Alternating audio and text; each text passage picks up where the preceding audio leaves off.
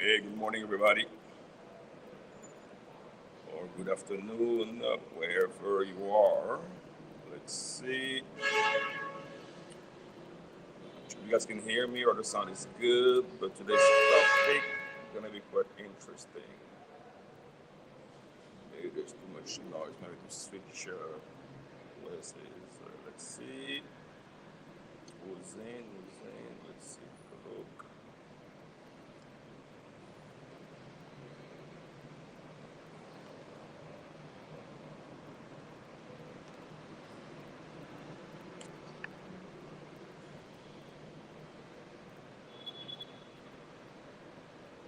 Okay, so this is a bit quite interesting topic, pretty much about relationship abroad and experience and so forth. So, hey, Branchi, what's good? You have been good. How is life treating you so far?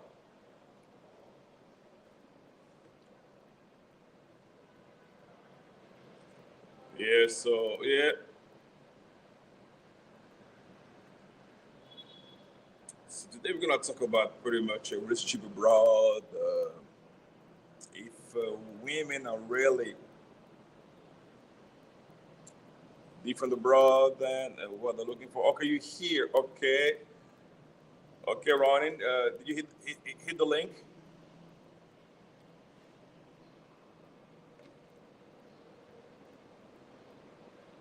Yeah, go ahead. Go ahead. You can log in. Yeah, yeah.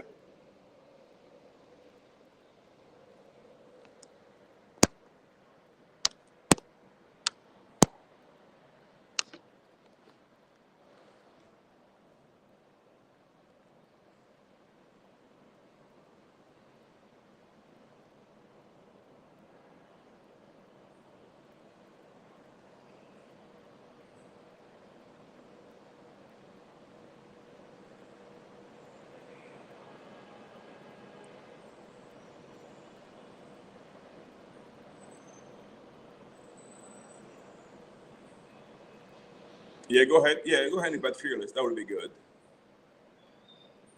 Oh, Brandy, you went to international marriages. Just can have someone milking my cow when I'm gone. Well, that's why you have to keep them close to you. So that's the idea of moving and be exactly. I agree with you, but there has to be, the idea will, won't be to live separate. So yeah, it's something to think about, definitely.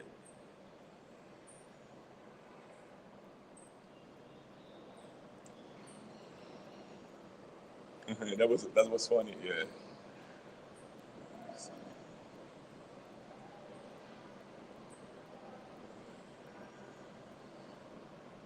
Why can't? Yeah.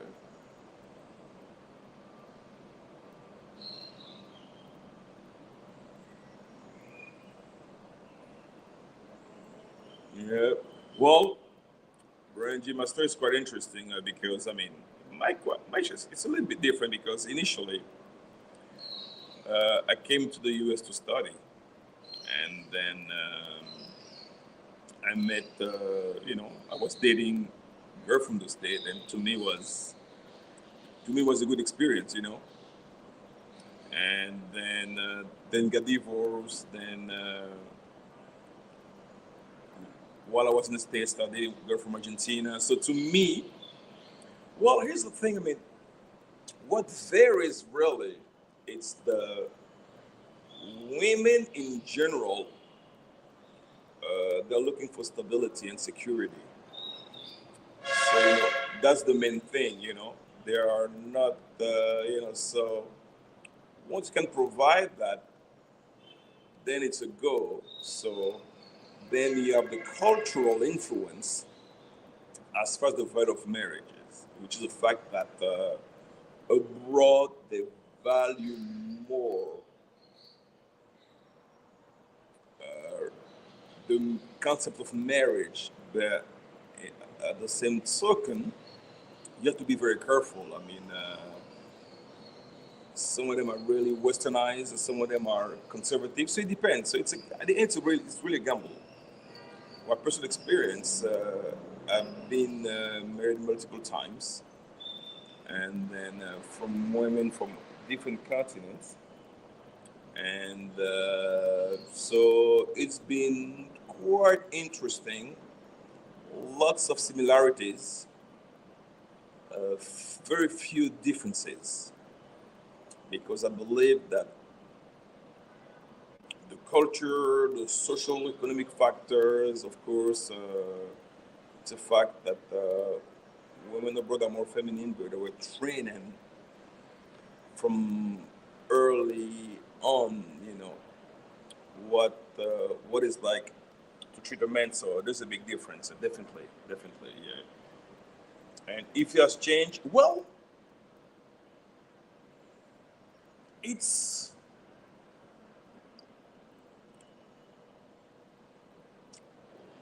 there. Something you have to pinpoint that there's a fact that there is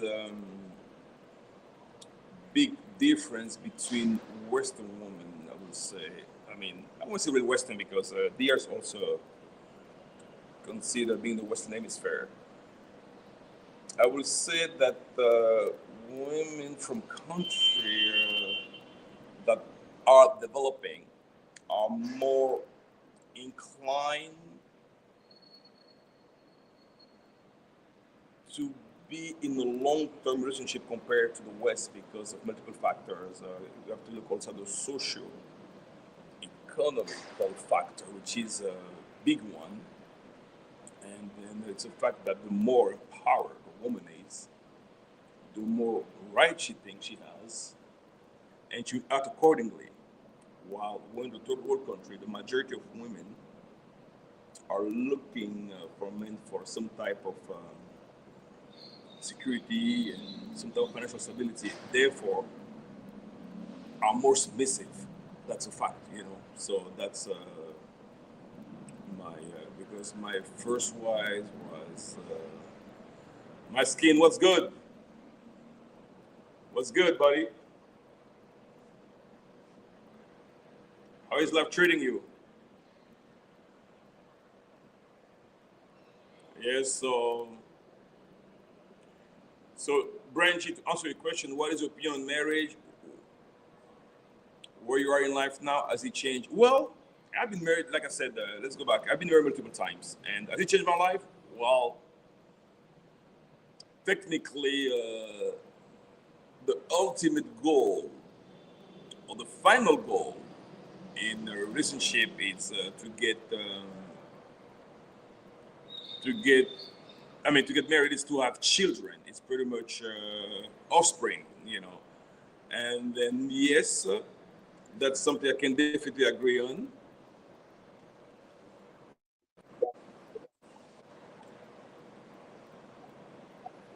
That's something I can definitely agree on. So it's been, I have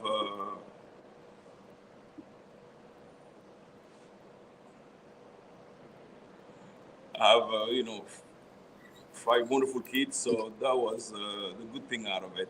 Yeah. But it changed my life beside the kids. Well, kind of. I will get into more detail.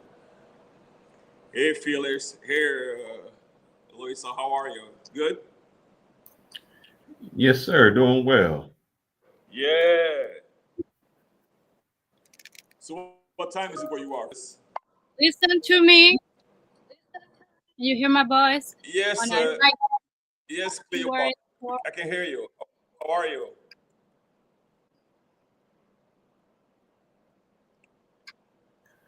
My time is 10:54 a.m. 10:54 a.m. Oh, I see you're early riser. Listen, I need to go back to those good habits because lately I've been getting up at 9, 10 o'clock. I need to be early riser, so I guess I need to go back to a good old habit. So, yeah. Not necessarily early riser. I'm in between doing some work. I have a project I have to present later on, so I'm working and chatting. Okay, okay, okay.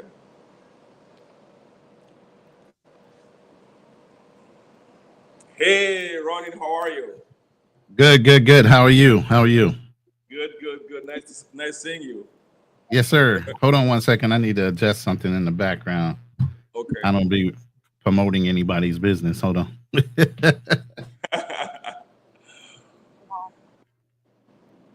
Nice avatar. Yeah, that could be the future. Well, That could be the future. So yeah, we'll see.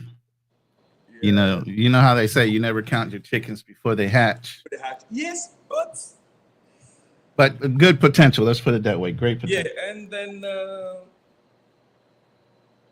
some chicken are predictable. Yeah. So that's why Absolutely. you kind of have to wade into it a little bit as you're going through your vetting process. So That is correct. That is correct. That is correct. yeah, I got a vehicle trucking company calling me left and right, man. I'm trying to get my SUV moved and stored, Okay. and well, I'm going to be gone. So just happened to be going on all at the same time, but so just happened to be going on all at the same time. Somebody's got reverb coming through. I think it might be Cleo. Cleo. Yeah, this is crazy. Yeah. Okay. 1 second. Yeah. Hey, Larissa, Fearless can is you hear here. us? Say that again. No, I was talking to Oh, Ronan. my friend from Chile. She's a Chilean German with a quite Oh, interesting okay. story. That's an interesting combination. It's not Yeah, like those two countries are right next to each other. yeah, Somebody yes, move somewhere. yeah. I think she's trying to log in. I think she's having some technical issue. That could be it. Yeah, yeah. She has an interesting background. Mm. Uh, she, let me see. Let me see. I will tell you. She's Fearless, we actually. could hear you, by the way. Oh, she She can hear has me. a dual camera. She probably has a camera mic on right along with her other mic.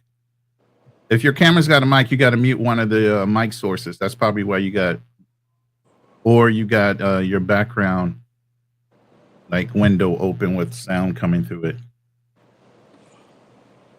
Yeah. She's actually. It's quite interesting because I believe she has Haitian and Nicaraguan also background. Wow, that is a crazy combination. Yeah, and she's a good friend of mine. I mean, I met her in Chile, so yeah, yeah, That makes sense. yep, yep, yep, yep. Yeah. So going back to your thing, I mean, it's quite an interesting story. And then, but I have a quick question. I mean, were you married before? Oh yeah, I've been married twice. Okay, okay. Yeah, this is my third go around if I do it. So each time in between, I took 8 year break. Did my own psychological evaluation, went through a psychologist, made sure, I'm not taking any bad habits or any toxicity from one relationship to another before I get back in the dating game. But I don't rush into dating or marriage like that. So it's usually whenever I get divorced, it's 2 years of self reflection, therapy, things like that. I'll start dating anywhere from 6 years to 8 years before I get married again. So there are large gaps in between those two marriages. It wasn't like back to back like that. You know what I mean? Okay, okay. Well, interesting because in my case, maybe that's something I should have done because I first got married. I remember I was 22. That was back in '95, Uh, and my wife came from. I mean, my ex-wife was actually she was born in Chicago, but her dad was Jamaican American. Her mom was American from the United States, of course. Yeah, and then it lasted about a year a year and a half. I mean, How long did you know her before you got married? that's that's the thing. I believe I need to go back to the timeline. I know we got married in March '95, and then maybe 4 to 5 months. Hey, when you know as a man, I'm just tell you this. My second marriage, no, was it my first? Yeah, it was my first marriage. My first marriage, 7 months. I knew her, got married to her, 7 months. Okay. We were together for 6.5, almost 7 years. Okay. My second marriage was about 9 months. Okay. We were together for 9.5 months. I cut that shit off right before 10. 10 years. 10 years, right? Okay. Yeah, Okay. well, we're just under 10 years. So, there's different rules once you hit 10 years plus. Okay.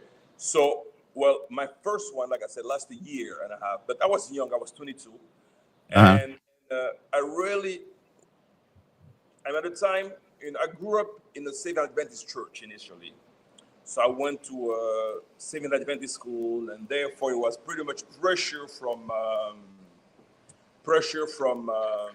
Traditional values of the religion and being a father and all those things. Yeah. Exactly. So I thought maybe I was ready.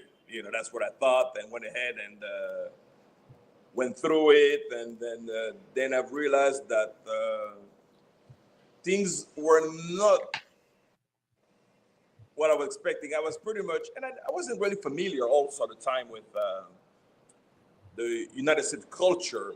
I used to come all the time for vacation, but that was the first time actually. I really started living in the United States permanently. That was the early 90s. So new to the culture, and then find out some differences as far as, I came from a background where women were really feminine. They were like submissive. And then I felt like at the time I was married to another man, based on my culture, Oh, wow. And then reached a point where it was just so many. And was she Seventh-day Adventist as well, or was she just a Christian, or what? She was Seventh-day Adventist as well. So we met. So she knew your traditional background and your values. You guys had that in common. Exactly. So she knew the expectation. And that's the biggest thing. That's a key word. Expectation, setting expectations of different roles in the relationship before you even get started. And sometimes we don't discuss those things before we cross that line of getting married. We discuss them after we get married. And that's the problem. So kind of like jump right in, and then I realized that, it was too much masculine energy, you know what I mean? So it was like, at the time I wasn't, then I tried to hold on to it. Then couldn't do it. Then start dating this Argentinian girl that I've met at the time in where I had my business, in Washington, D.C. And got divorced and got married again. But then Argentinian was a color issue, you know what I mean? The family didn't.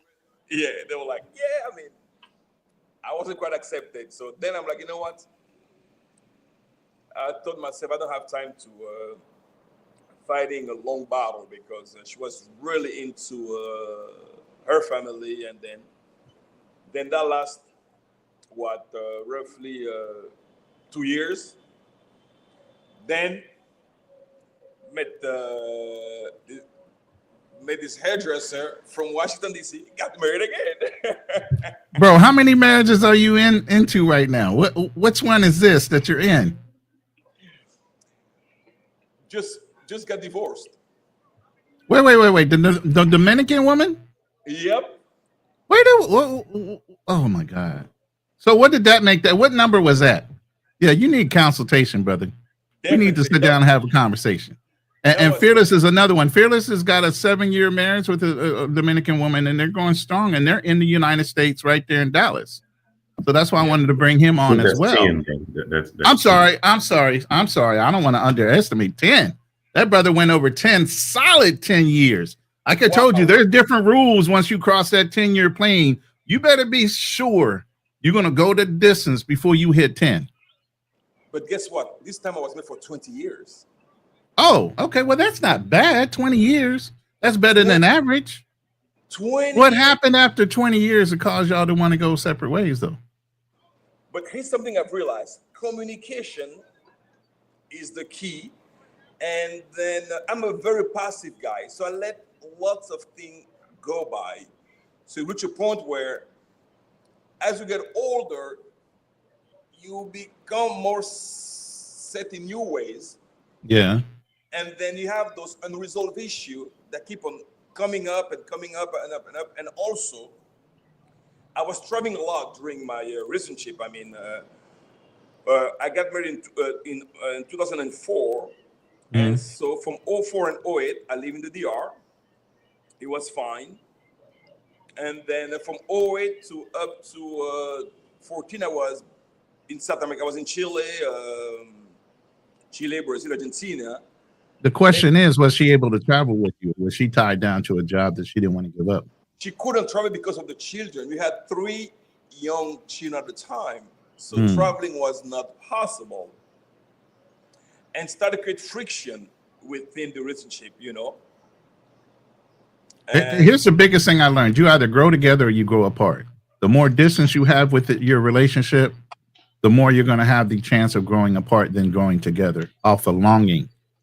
exactly. So therefore, I mean, so it was fine. Then I started to travel like in 2014 for the next, let's put it this way, for the next 8 years, you know, traveling, going back. I was always coming back and forth until. Did she ever voice that she had a problem with how much you were traveling and she's having to stay home and, you know, keep the home fires burning, as they say, you know what I mean? The mistake I did was the following. I was pretty much worried about the financial well-being. So. Well, you got that on lock, so that should have been coast mode for you. Exactly. So it was fine. So then you think that the financial part, but that's not all a woman wants, is just the money. Some. Exactly. No. That's the thing. You didn't have that type of woman, basically, that just cared about the money. You could go, you can stay gone. As far as they know. I was a money maker. Yeah. Just making money and then just be a provider. But then you start, you know, bringing gifts all the time and this and that. And I was saying one time, like, I will do 3 months at a time, coming back for a month, 3 months, coming back for a month. Then 2022, we sat down in the same place. And I've realized that, first of all, I didn't know her. That's what I realized, you know. Then you start to get some habit that you oversaw during all those years because you guys weren't together. And I realized that I started to know her, but yet emotionally we were disconnected. And of course, you know, when you travel extensively, you run into some issues. Like you go to club, you go to bars, run into some women. Then I had a child with Ethiopian Emirati chick. That pretty much put the icing on the cake. After that, she was like, Wait. You had, while you were married, a child outside the marriage because of your travels. In 2020, exactly. Yeah, it looks like you was the fault, brother, not her. You might have been the fault on that one. You can't blame her now. Right. And it looked like she dealt with it for another 4 years after that. Mm-hmm. Yeah, she did. And then it was just, you know, and you reach a point where I was sleeping on the sofa. And she slept in the room. And then one day she said, you know what? Let's call it quit. And you know, I realized also, I mean, it was so much damage done emotionally that it was literally irreconcilable. It was no way we could. And I decided to we had to part ways. And now I'm dating another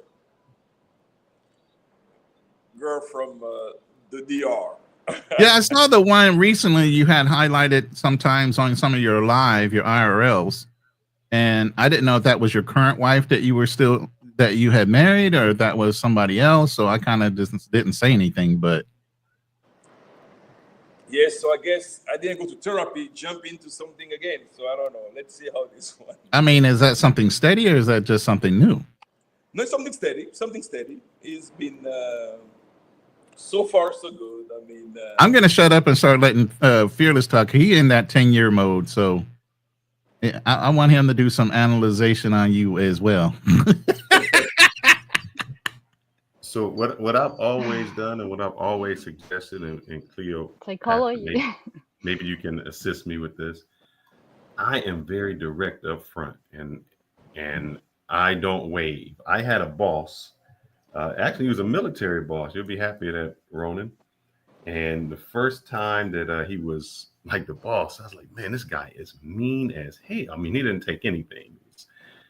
No smiling, nothing. And later on, he became, a nice guy. And I asked him about that. He said, here's the thing. He said, I can always be mean and then transition to be nice, but I can never be nice and transition to be mean because you'll never respect me. And what I took from that is you kind of have to lay down what you'll take in the beginning. So what you'll deal with and what you don't deal with has to be up front, and you have to nip those things in the bud immediately. Now, you can always go back to being nice, but that person, your mate, will remember, oh, okay, yeah, he don't play certain things, and there's certain things that I can't stretch the line with. And I think what happened was you allowed things to fester so much that when you tried to correct it, it had already become a habit. And that is correct. It's very difficult to correct after that. And you have to also set your expectations. Like, you can't be a guy who's a player and then all of a sudden say, well, I'm not going to be a player, because it's in you. And you just have to find someone who says, I'm willing to deal with your player ways and accept that. Yeah, that's the thing. So when I decided to retire from my Playboy years, it was too late. Of course, it was way too late. And but let me tell you, Roy and Phil, it's not easy, bro. It's not easy because you get, after all those years, it becomes a habit. I mean, so you get used to the person, even though you in a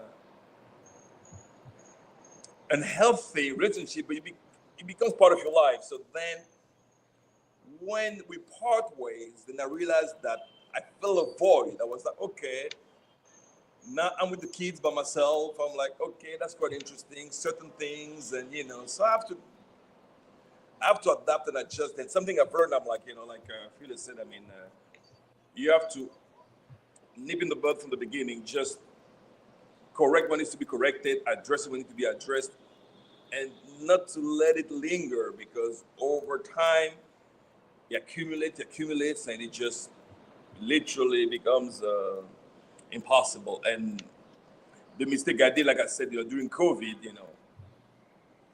we were stuck in the UAE, Dubai, with no flight out and this and that. So I met this beautiful Ethiopian Emirati. Oh, so you're saying the excuse was you were trapped somewhere and you couldn't have any feminine company? Yeah, that's the thing. And also, you need to understand that, man. Wow. But see, here the thing, Strictly Travels, I know some women that say, look, and even Kevin Samuel said this. You can do your thing, but there's two rules. Don't bring home no disease and don't bring home no child. That's the thing. I never brought any disease, not. But you brought home a baby. A reminder of your exploits. That was the thing. And I'm the one who told her, Well, you had to. That's the manly thing to do, but you still broke what Fearless said, the rule. Out of sight, out of mind. And I was the same way even when I was in the military. When I was in the military, man, I didn't care if I had to do missions. I couldn't sit there and worry about what was going on back home, trying to save my own life. Bullets flying at me. I'm worried about what's going on at home. So my mentality is, even to this day, is like, if something is going on at home and he's strong enough to take you away from me, then you would never mind to begin with. As long as I don't see any sight of it, as long as I don't hear any rumors of it, I don't give a damn what she was doing. But don't ask me what I was doing either. And the Yeah, same rules apply.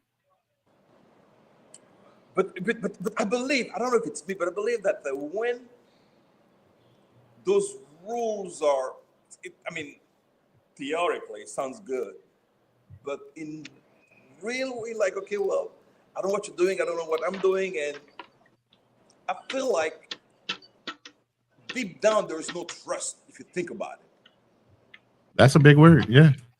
There's no trust, and eventually you get involved in that nonchalant behavior, like you don't care. That's pretty much what occurred with me, because when I travel, I'm busy because you're always surrounded by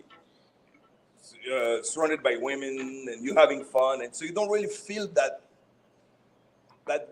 I mean, a person in my case, and that void, until I came back to my habitual home, and then I realized that, okay, but you're there mentally, but your head is somewhere else, because I would say you're living like in some type of fiction where you travel, you're used to the superficial relationships, and then you have a tendency of becoming superficial yourself. At least that was my case. I was busy in a party, like for instance, I will let Cleopatra talk. I mean, we were in Chile. I mean, I spent 11 months in Chile. We were partying pretty much on a daily basis. So I was like, so I didn't feel that void until, so because I think my main issue, I believe, I don't like to be alone. I don't like to be by myself. I like company.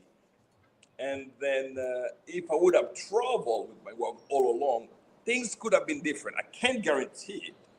I think it's going to be different because, but I think it would have less, that would have been done because I wouldn't have time to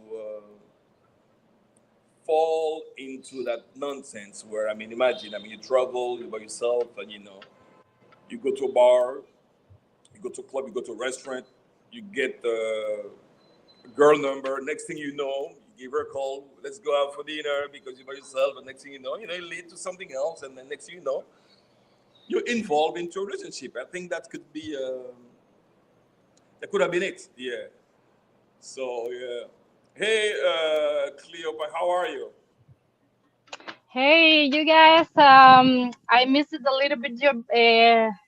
There is some noise on your video call, so I'm trying to hear you with a lot of paying attention. You get Okay. me, Okay. man. I think twice, 2 years, So, and so tell us about yourself. I uh, mean, tell us about your background. okay, all right. So just ask me any kind of things. Well, Yeah, about relationships. because Um, this morning you sent me a picture, and oh then yeah. Enrique from Ireland and Josefina, the mother from Haiti, and after Nicaragua, arriving to Chile. Who's Enrique?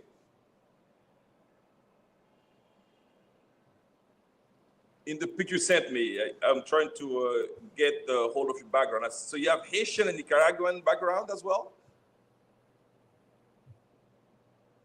Can you hear me? I think she's frozen. Cleo. Yeah, she is frozen. Yeah, yeah. Yeah, so until she gets back, so that's pretty much something I realized. Then I've tried to make some adjustments, but it was too late. Then I realized that when I sat down, and Yeah, you got 20 years under the bridge at this point. Whatever's been established, it's a long slow burn, as they say. yeah, You know what I mean? It's beyond the point of recovery. It's just no, I maybe get it. y'all guys maybe stayed together because of the children more so than because of each other. You That's know. what I've realized, that we stay together for the children, and because I mean, and then also complacence, and lots of factors, and she was also there, financial security, and she was like, okay, well, because, and also she wasn't working, and that's one thing. I think that's one of the things that led to. Well, things happened. Yeah. Okay, you're back here. Yeah, I'm back here. Saying that it's sometimes like this is here at the camp. It's a long country, Chile, so it's supposed to be spring, and it's hot like damn, like 44 degrees. Wow. And we're trying to chill this. Yeah. Can you hear? Yeah, I can hear you perfectly. Oh yeah, nice. I think just one So second. where are you in Chile right now? Which city? It's Viña del Mar, Oh, you in Viña? Okay. Yeah.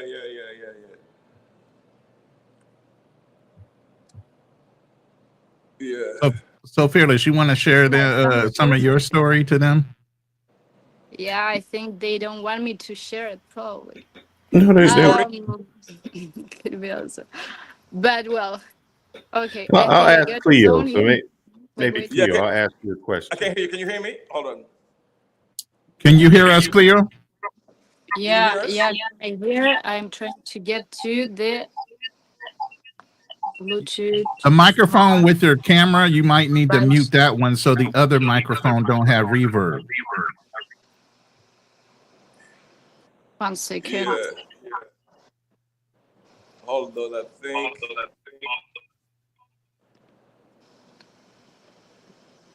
Yeah. So, let's go with your story. How long? How many times have you been married? It's like my family portrait after dictatorship in Chile is like people who has to run away from dictatorship. So it's been a while without changing those constitutional. Yeah, Since 73. So they came from Ireland. Okay. My opa, mainly opa.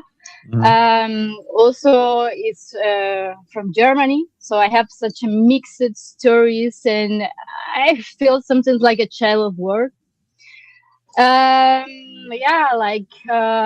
Somehow they mix it from, I think, the center of America with a Nicaraguan girl that was coming from Haiti, like as a slave, and they met each other. They fell in love, and she was Afro-American and he was from Ireland, and then they met each other. They got very famous in Chile. Josefina, she's a national prize. She won a national prize in Chile. Oh wow! Like as a dancer.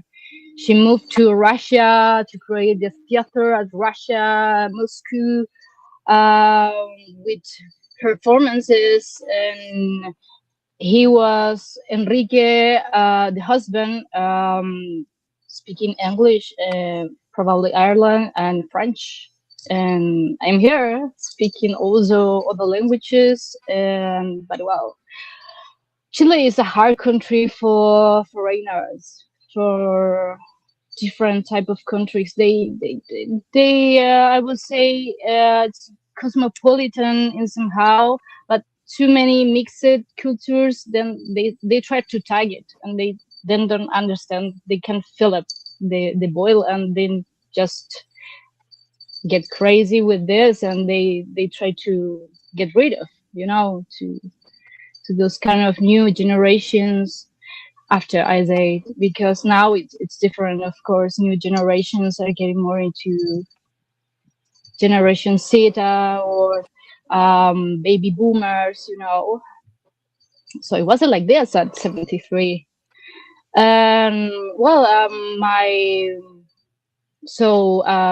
My Oma, she started with television shows, and she had kids. She had 5 kids. So one of them, it has my grandmother, and my grandmother got murdered at the dictatorship. That's the truth. Wow. I couldn't know. I couldn't met her.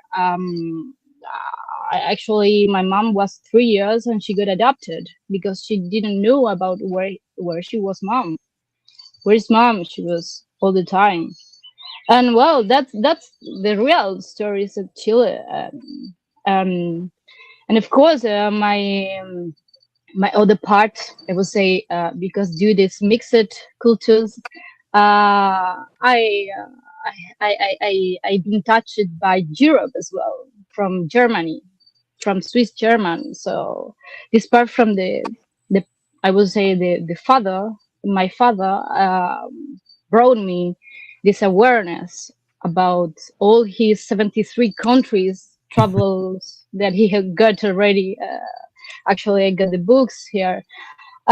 He went also in Africa, and he was trying to be, trash me like delicate times, a clue about where I was coming from and how this little noise was would not try to change me, to broke me my roots.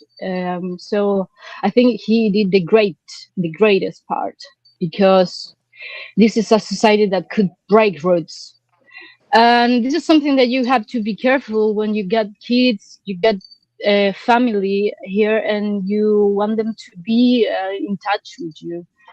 You want it to be most educated possible and aware about what is going on. No, and of course, there is a good quote von Wolfgang von Goethe is, child needs roots and wings. They need That's both.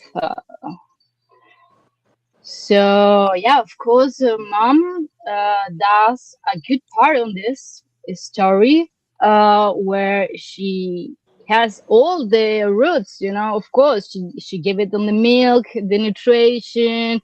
She's the most touched to the kids prominently, and they continue without image or the normal, I would say, the standard family, that most of them, they are not married in Chile. It's like this. It's a separate family sometimes, and kids get it like this. Right. Well, I understood my friend, because we've been talking many times about family. But yeah, I will say, when you want to get back in time and someone asks you, for example, where's your dad, where's your mom, what about them, you have to make a presentation at school, or you will get like hypnotized to the world, because you don't know where to go or run away, because who I am first. No, um, that's good questions, to get their own identity first. And yeah, of course, it's a lot of work. I realized it at 25 years old, without, the image, the complete image. So I had to complete it, like as a puzzle. So yeah, it's good to have dad. It's good to have mom closer, like telling you what to do, where to go, and when it's not, like, wisdom is also good, so kids could be also free and take their own decisions, but with a kind of omniscient guide also. yeah, Well, what about kids? that's true. But question, in your case, what is your actual situation? Married, divorced, single, planning to get married? What is? Well, that's a big question, actually, because I hear you guys, and I think you can help me, because you got like really good experience on this. And I just married once, okay. And I was so difficult to get rid of, that I'm really thinking about to get twice married. Even if some compatriots, they were like asking me, "Hey, can we marry you?" And well, it's a funny story because I've been married once, and he was a Swiss guy. Okay, so I moved abroad at, I would say, already 18 years old, to travel around the world and met my family at Germany and some stuff.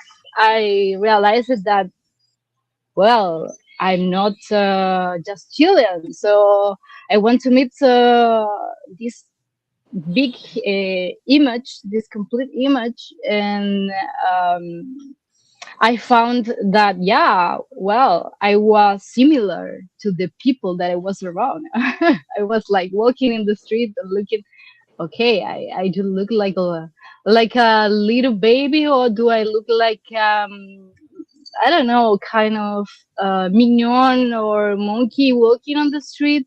Apparently, but they somehow with the time we started to similar some kind of things, and I realized that I wasn't completely Chilean, and it makes me feel good because I wasn't with any passport at this time. I was with no papers. My mom decided to not marry my dad, so, and even my dad didn't recognize me, didn't give me his surname, and that was okay for my mom because she was planning everything ready for school and things, and she apparently very independent. She didn't need anything from dad, so he was okay traveling like a bird around all the world, meeting girls, every country, speaking 7 languages, and writing his book, taking photos, and being a geographist. So that was perfect with him, for him, like as a man. Well, but when I arrived, everything started to change, and somehow he was realizing that I was real. Oh, my creation is here. And somehow it was like it would fight for. So I did, and I fight it. I had to learn how they were moving. I had to be like a monkey. I had to copy everything, re, recollect everything, kind of information, smells, views, photographies, family albums, from everywhere that I could. So to have the proof that I I am who I am. And after some years, unfortunately, my dad diseased. So that was 2018, and I had the opportunity to be with him at the time he was. At least I could say, "Hey, you can do this," because Germans are really strict with the papers and the laws. When someone is going to visit, if you are a foreigner and you don't have a relation with your dad, then it's where you come from. So yeah, I had everything written down to already to plant it. We planted already. So that was well, my family was agree with this, but what I did, it was unique. Nobody else, I think, did it. So I did just exactly how he was. He wanted me to him to be taken away of this world. So, well, Swiss and it's really also strict. So we cross it between these barriers because it's Europe and then you have Switzerland, and it's a completely different map. Even if they're together, one is the space Schengen, where I was with a visa Schengen, and after, then you have to cross Europe, and you are out of the space Schengen, and some countries also in Europe, and then you can get again to the space Schengen and get again the visa and stuff like this. So I had to run away all the borders. So I get papers and it was everything formal, and that's how I make it. But I had to go because anyways I wasn't at that time with my passport. So I had to go back to Chile. And in Chile I found it, I showed up all the proofs, even I had to make a test, a vocal test. Isopado is called. And yeah, they realized, oh wow, yeah, you are German. I say, I was, well, it's kind of serious, but the thing is, like, when you get it like this, is they understood. They after understand everything, and well, it took times, it took years, but I recovered, and yeah, now I am planning to get back all my vibes that I lived in Europe as well.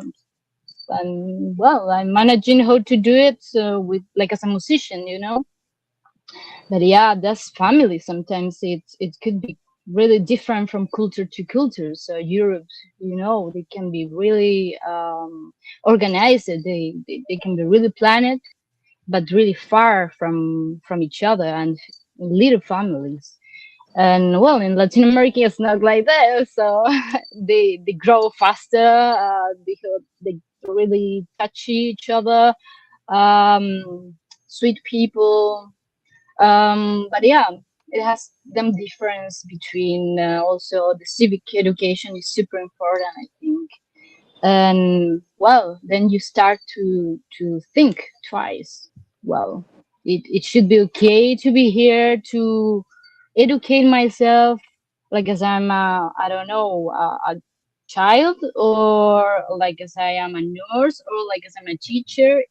It's everyone different type of story. So but for kids it's hard to define it.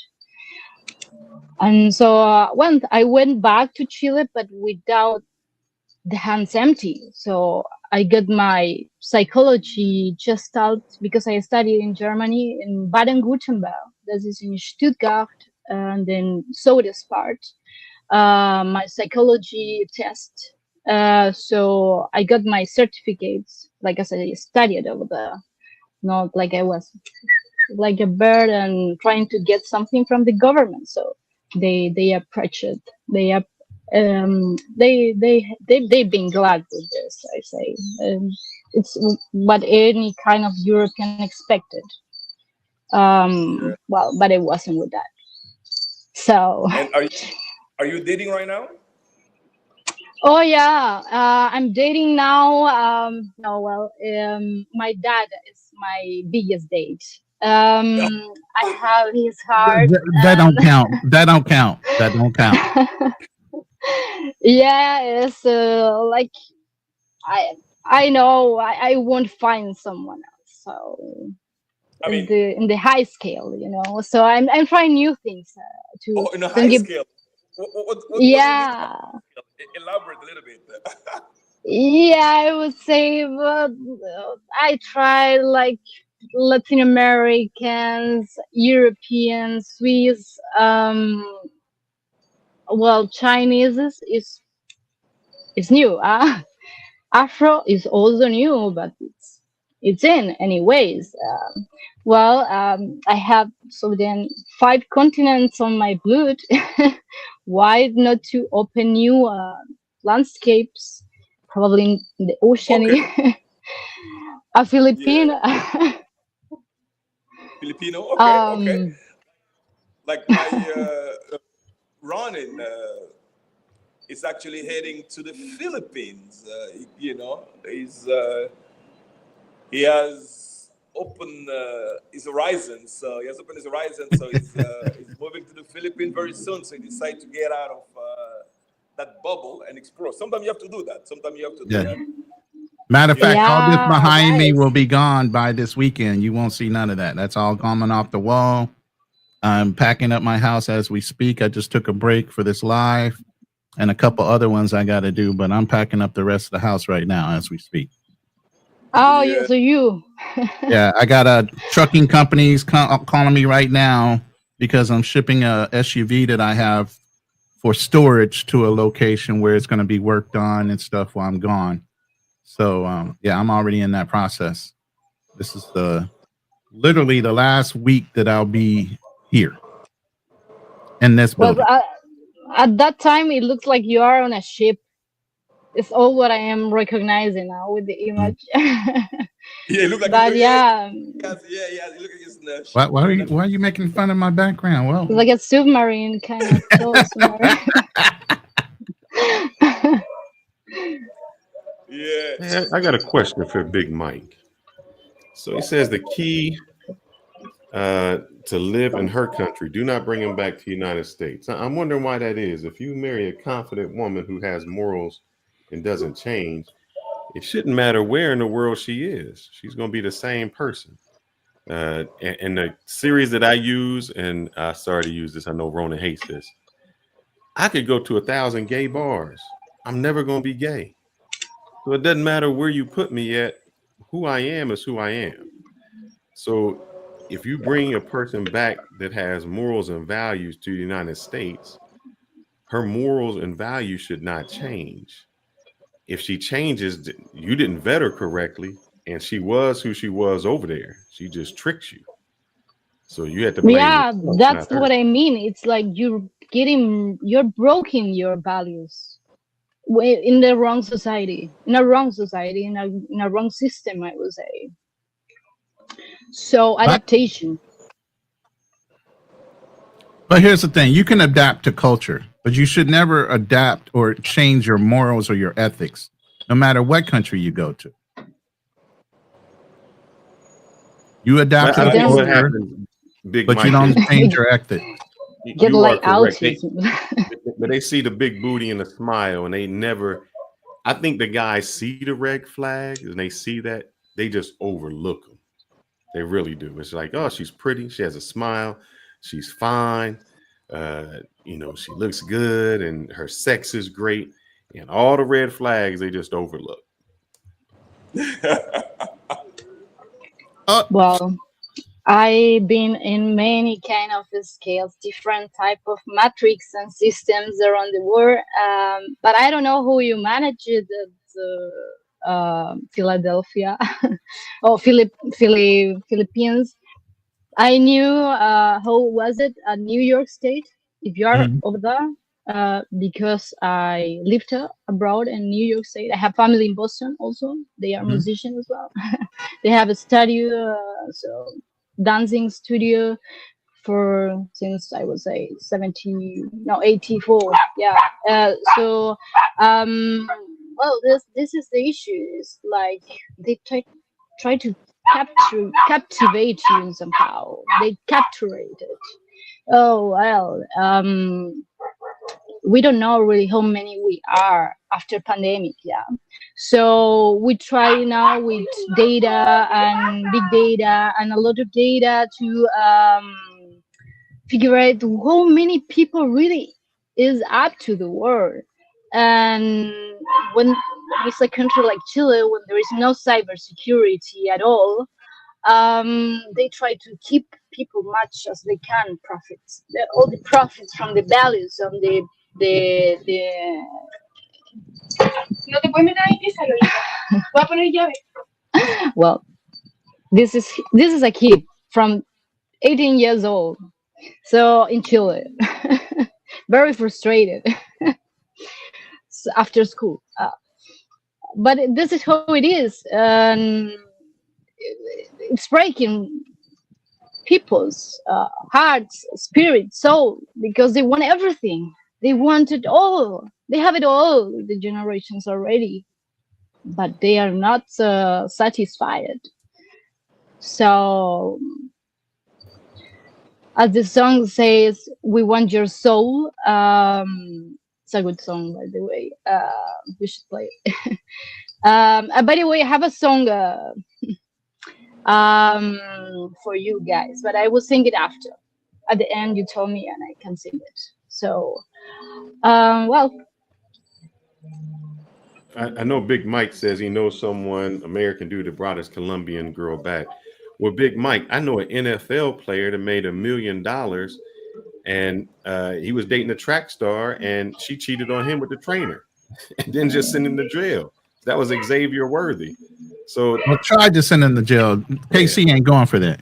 and then No, and then they're gonna took clean that up. $300,000 of his stuff. So I mean, there's always going to be examples anywhere. That could be United States, and that girl was a prominent athlete and everything. So I mean, those things happen. It still has to know who the person is. And my question would be, if she's leaving him for her family, what was he providing for? You know, usually if a girl's coming from overseas and you are on your what you're supposed to be doing, you know, I know a lot of women. It's like, I'm not going to stay in New York and Washington Heights in a 1-bedroom apartment with 10 people that's costing me $5,000 a month. But Fearless, just to your point, with that example with Xavier Worthy, he's making millions of dollars. So does money matter to a woman that's emotionally not tied to you? Absolutely not. That's what I'm saying. He didn't vet her at the beginning when she was already doing some of those things that I heard her doing, being violent. I mean, we got Cleo on the panel. Does money matter to you, Cleo? When it comes to dating a man, are you looking at somebody that has to be filthy wealthy, or just a good, kind heart, or somebody you care about? What are your priorities when it comes to picking a man?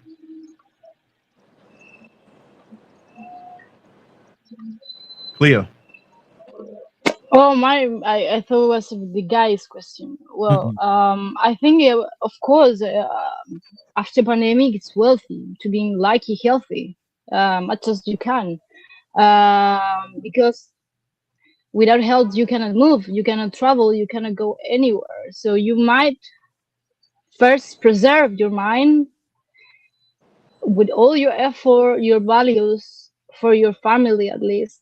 But what, as a woman, do you look for in the man that you pick? What are your priorities that man must have for you decide to say, he's got good potential, I'm interested in dealing with him?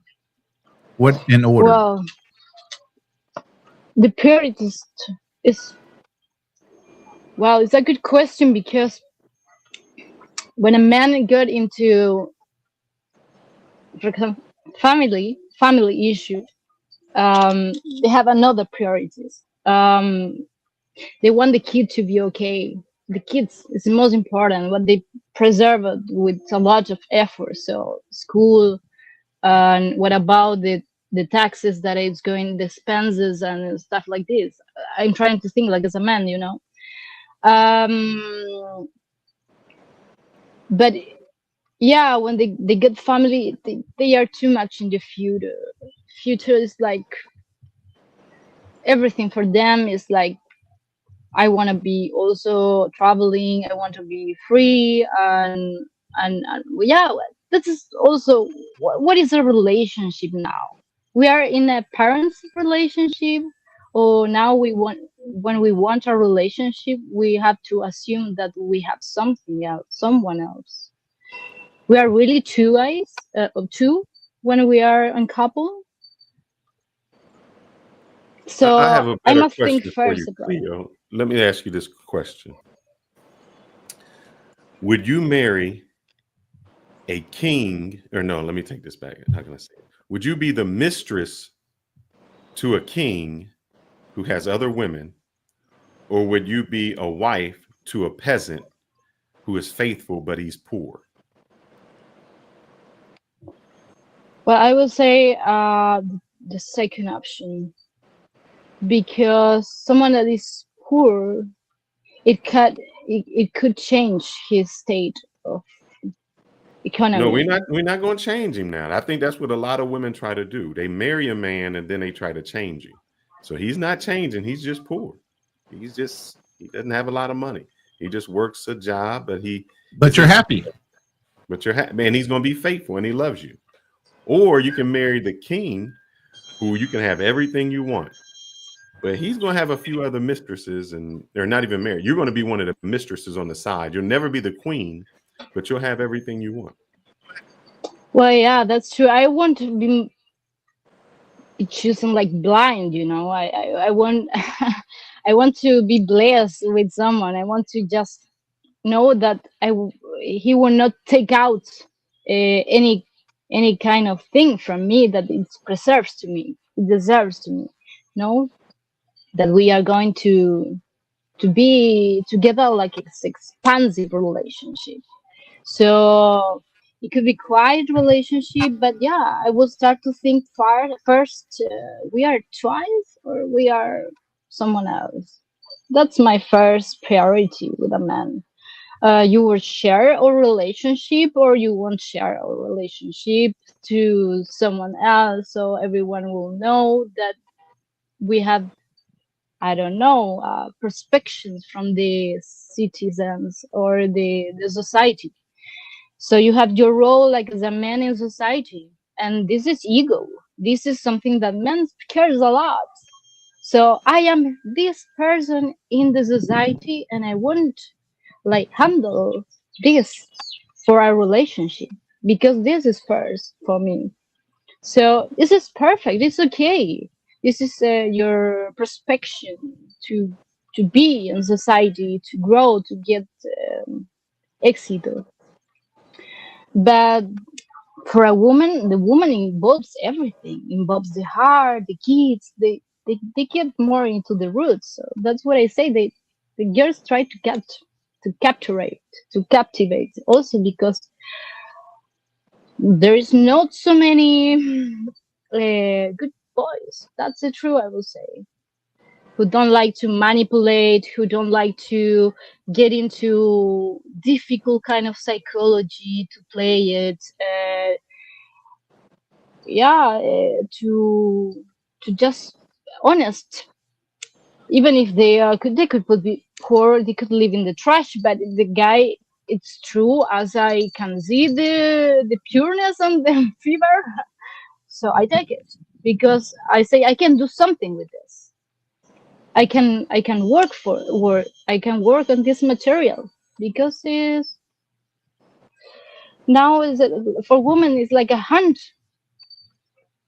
As men's preserved woman, not like before, like today, how it is the role of the woman, like the competition, the level that has the woman in the role society, double and triple roles, uh, like as a mom, like as a woman at home, like as any kind of luxury that you want to get. And also the emotions are getting man societies, man heads, blooding, blooding men's. That's why I always think about the nuclear, the couple, the real couple, if they are both or more, because also emotions can turn in third person. And if they know how to separate all those kind of little edges they had between, they can make the point together. They can stick together. But if they don't make it, they broke it. That It answer your sounds question, like Jill? she'd rather go for the good guy versus the money guy. Go ahead, Strictly. I mean, that was a good point. I mean, I guess you should rather. I mean, I believe a good combination will be a good guy with financial means, because I mean, or the potential because I believe women in general looking for stability and looking for security, and I think it's a normal. I mean, because a good guy is nice, but if it's a good guy who doesn't work, who has no ambition and so forth, so it's a waste. What are you going to do with that goodness? I would say, So I believe that it has to be a balanced thing. It doesn't have to be a multimillionaire. It doesn't have to be, but I think it has to be someone as. It has to be at least a provider. I believe. That's what I would recommend personally. I mean, a good guy can be a good guy, but can be a lazy good guy. So it doesn't do you any good. That's what I think. See, I think strictly travels. There's a line that they cross. There's a difference between a provider and then I'll say an overachiever or someone that doesn't. I watched a podcast where the guy he's a Mexican guy and he was talking about Americans in their house. He said Americans build houses so big that they don't have to leave, that everything is in their house. He said Mexicans have houses small, so everything they do, they only sleep in the house. Everything they do is outside of the house. The community, the friends, the friendship, everything is external. And I say that to say this. I don't think that things change so much from the 1970s to today. What changed is a woman's expectation of what they have. When I grew up, it was rare to see somebody with a Mercedes Benz. Now that's the gold standard. So if you're a man and you're just providing, hey, we have a house, we have the children are taken care of, we have food, those things seems like that would be fantastic. But a woman doesn't want that now. They need the Birkin purse. They need the nails done every week. They need their hair done every week. They need to go to these social places, 3 vacations everywhere. So the expectation of what the woman wants has changed. So if you tell a modern woman, hey, I'm willing to be a good man, that's not enough. So what happens is those women are not, and not saying you, Cleo, when you say I'm unable to find a good man, sometimes your expectation is so high that you're chasing a certain few. And those certain few can demand whatever they want because they are in high demand. That becomes the issue. Probably I didn't find like probably I am into the kind of Tinkerbell syndrome yet. To my dad issue, he get the rating so high that I still cannot find someone like him. And probably this is my wisdom, and well, I preserve it like this. And yeah, that's the point. Now the world is getting so hostile that it's like kind of barrier that the woman needs to get. I need to get the haircut. I need to get this, all the things to be, but they don't think I am already. So why do I need this society to become something, someone, or a woman?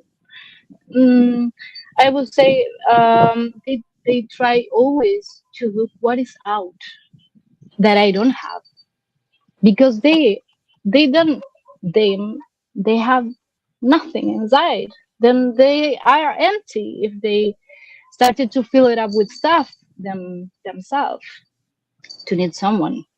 And yeah, of course, this type of people cannot be stable at all because they will always need something else. And this is most of the time where relationships get also with a third person also. But my question to you is, you said your father set the bar high. What was the standards? Meaning, did your father set the bar high when he said, hey, I want you to find a good, faithful man, a man that's courteous, a man that's loyal, a man that does this? Was that the standard, or was it he needs to have some money, he needs to do this? Because those are different standards. Well, yeah, those are the different standards. But come on, guy, he make books like this. Oh, it's not a thin book, so it's a high barrier for me also. Was your father And faithful? yeah, of course, is he was everywhere in the world No, no. traveling. So No, Was your father faithful? no, faithful. no. She What already was- said that her mom never married her father, and that he traveled a lot. Yeah. So the question should be, how many step brothers or sisters do you have globally? Well, that's also a good question. Responsibilities. See, your You don't father know can about write books and set responsibilities, the Dad. standard high. Yeah, that's true. You That's true. understand? See, your father can write books and set the standard high, but maybe he had a lot of women. Maybe he was Yeah. out having. So your question has to be: are you willing to accept a man that has money, but he's going to travel and have sex with a lot of different women? Ow. Ouch. See, well, you said you want someone like who your father is. Yeah, Well, she what said she didn't they want to share. She already said she didn't want to share, so that's not going to happen. And here comes the problem, Theo. The problem with women are you want a buffet. You want to, have you ever heard of Frankenstein? yeah. Frankenstein is a person built on a whole bunch of different parts. An arm from here, an arm from there, or say like a buffet. A buffet where you go to eat. A woman wants to only pick out the certain things that she likes. She's like, I really don't want the octopus, but I'd rather have the shrimp. The problem is when you get that man, the man is going to combine everything. But you only want the rich man who has the standard, who doesn't cheat, who does all of that. When I tell you you can have a poor man who's loyal to you, you don't want him. The problem is for you, it's going to be hard to find a man that has all the characteristics you want. Well, how can I know it? It's of course is a traveler, so at least if I don't put like a radar or GPS, I won't believe Well, you it. can put a GPS on him, but you can't put a GPS on what he's doing. That's true. But well, yeah, girls, they manage. We have all this intuition power where we've been from the ground making beer. We are kind of it's on us to smell it. But you didn't say this 2 minutes before.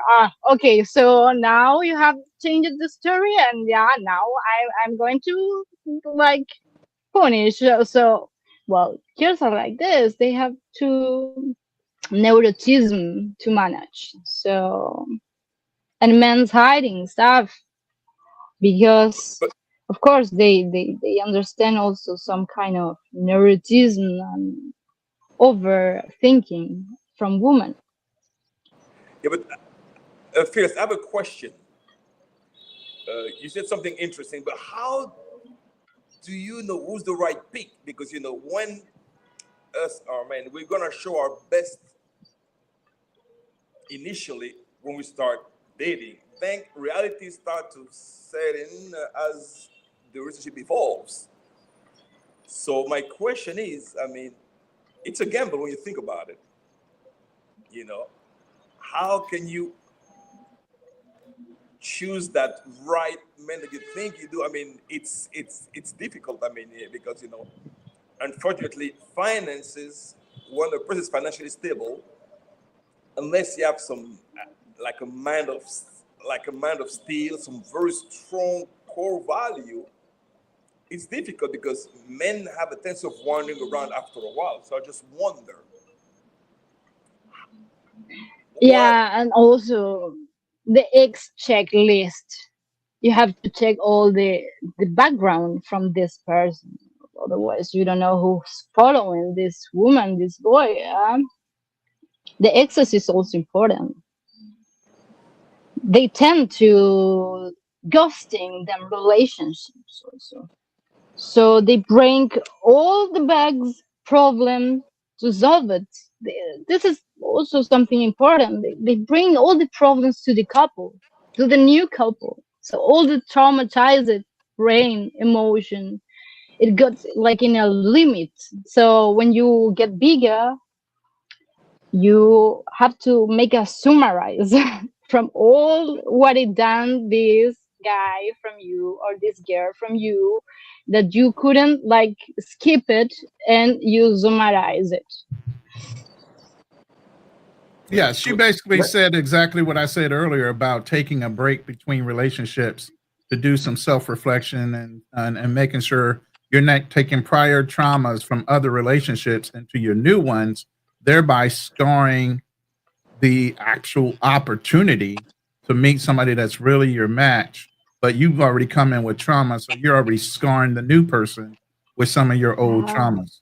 So I would say someone, hey, yeah, we love each other. You check my papers on the system. Normally, I appear married with a Swiss. How can I solve it? Should I go to Switzerland to punish this guy, or not? Probably after she said, "Oh, she was married," or I mean, what being else? married is not a thing, but why not rip the Band-Aid off if you're totally done with them? Some people like to say they're getting divorced, but they never do because they have the hopes of getting back together. If you know you're done, you're done. You just need to go ahead and go through the legal process of breaking ties with that person so you can be 100% free. And then again, that's another trauma. Say you're introducing some other guy, you're really interested in him. He's ready to move forward, because when guys are ready to move forward, they're going to move forward very quickly. It shouldn't take them years to decide, you know. But he already knows that he's going to have to deal with you having to go get a divorce. Yeah, of course they So have to deal that's with this. already a negative flag for him. Why didn't you go ahead and file for that? Why didn't you go ahead and take care of that if you didn't still, quote unquote, care about him? Shouldn't be a big deal, right? No, because they are so lineal in Chile. In Chile, in Latin America, I would say, because Argentina also, like they think it's impossible to fight with a Swiss guy from the other part of the world. So they just get adapted, and when they just at the little moment they think they can get adapted, they lose already. So yeah, it's hard. It's new for Latin America. Those topics. It's not easy to digest it. I've been 6 years digesting this guy that it could be somewhere in the world trying to nothing because I'm so far away. But anyways, papers. But here's the other I guy. never The worked. other guy's out running around saying, hey, he can't get attached to another woman. And if a woman wants to, he can say, well, I'm technically still married. So he's using you as a linchpin to stop himself or any other woman from pushing up on him if he doesn't want to. You're actually helping him out. Yeah, I think it's a mentality. Yeah. Interesting. Well, it's interesting because it's like probably someone else happened, but get stuck on this. But others, in my case, I don't know if I'm unique in this case, but No, I don't have these states anymore. there's a whole culture, the Philippine Islands. Let me tell you this. The Yeah, I'm Philippines going to itself, jump into the. they do not legalize divorce. You can have an annulment, but that takes up to 4 years to get an annulment. And that's only if the judge decides to let you, after 4 years, get the annulment. There are a lot of married Filipinos running around, and they still have very rights. If the husband wants to pitch a bitch about you dating his ex-wife or his broken up wife, that he's already got a whole nother wife, he's got a whole nother woman, he has other kids, he's still technically married to that Filipina. And if you Well, if you mess with her legally, you are in the wrong. So this is where I talk about the little intertwinglings of saying I'm married, but I haven't filed for the paperwork. They're stuck. They're legally stuck by their country's beliefs because they're Catholic. They don't believe in divorce. Now, as a foreigner, you can go back to your country, file for divorce, and then submit the paperwork with the government, and they have to recognize the divorce. But as a Filipino to a Filipino, it's still not legal to get divorced. So those guys still have the right to harass any foreigner that dates a Filipino woman that might have been married prior. That's why you have to go through this whole verification process to check out the woman before you even go down that road to make sure she's not married, because legally that man could walk up and kill you if he wanted to. And we'd be justified in it, even though he's not with her anymore. Well, that's what I'm talking. It's Chile with the bureaucracy that it's not doing it legal. They are doing everything really informal, and they have to change them constitution in somehow, because it's the only country that it happened this kind of cases. And when I managed to do it right, I save it, but in Switzerland, it's not like this. In Germany, it's not like this. They had to give to the wife, because course, I didn't stay here. I want to know more about what is going to happen if this guy has to do some kind of paper bureaucratic agreements with my name and things like this. So I care first about my status. I contact everyone that I could because this family that I have from Africa, they Afro descendant, they were diplomatic people.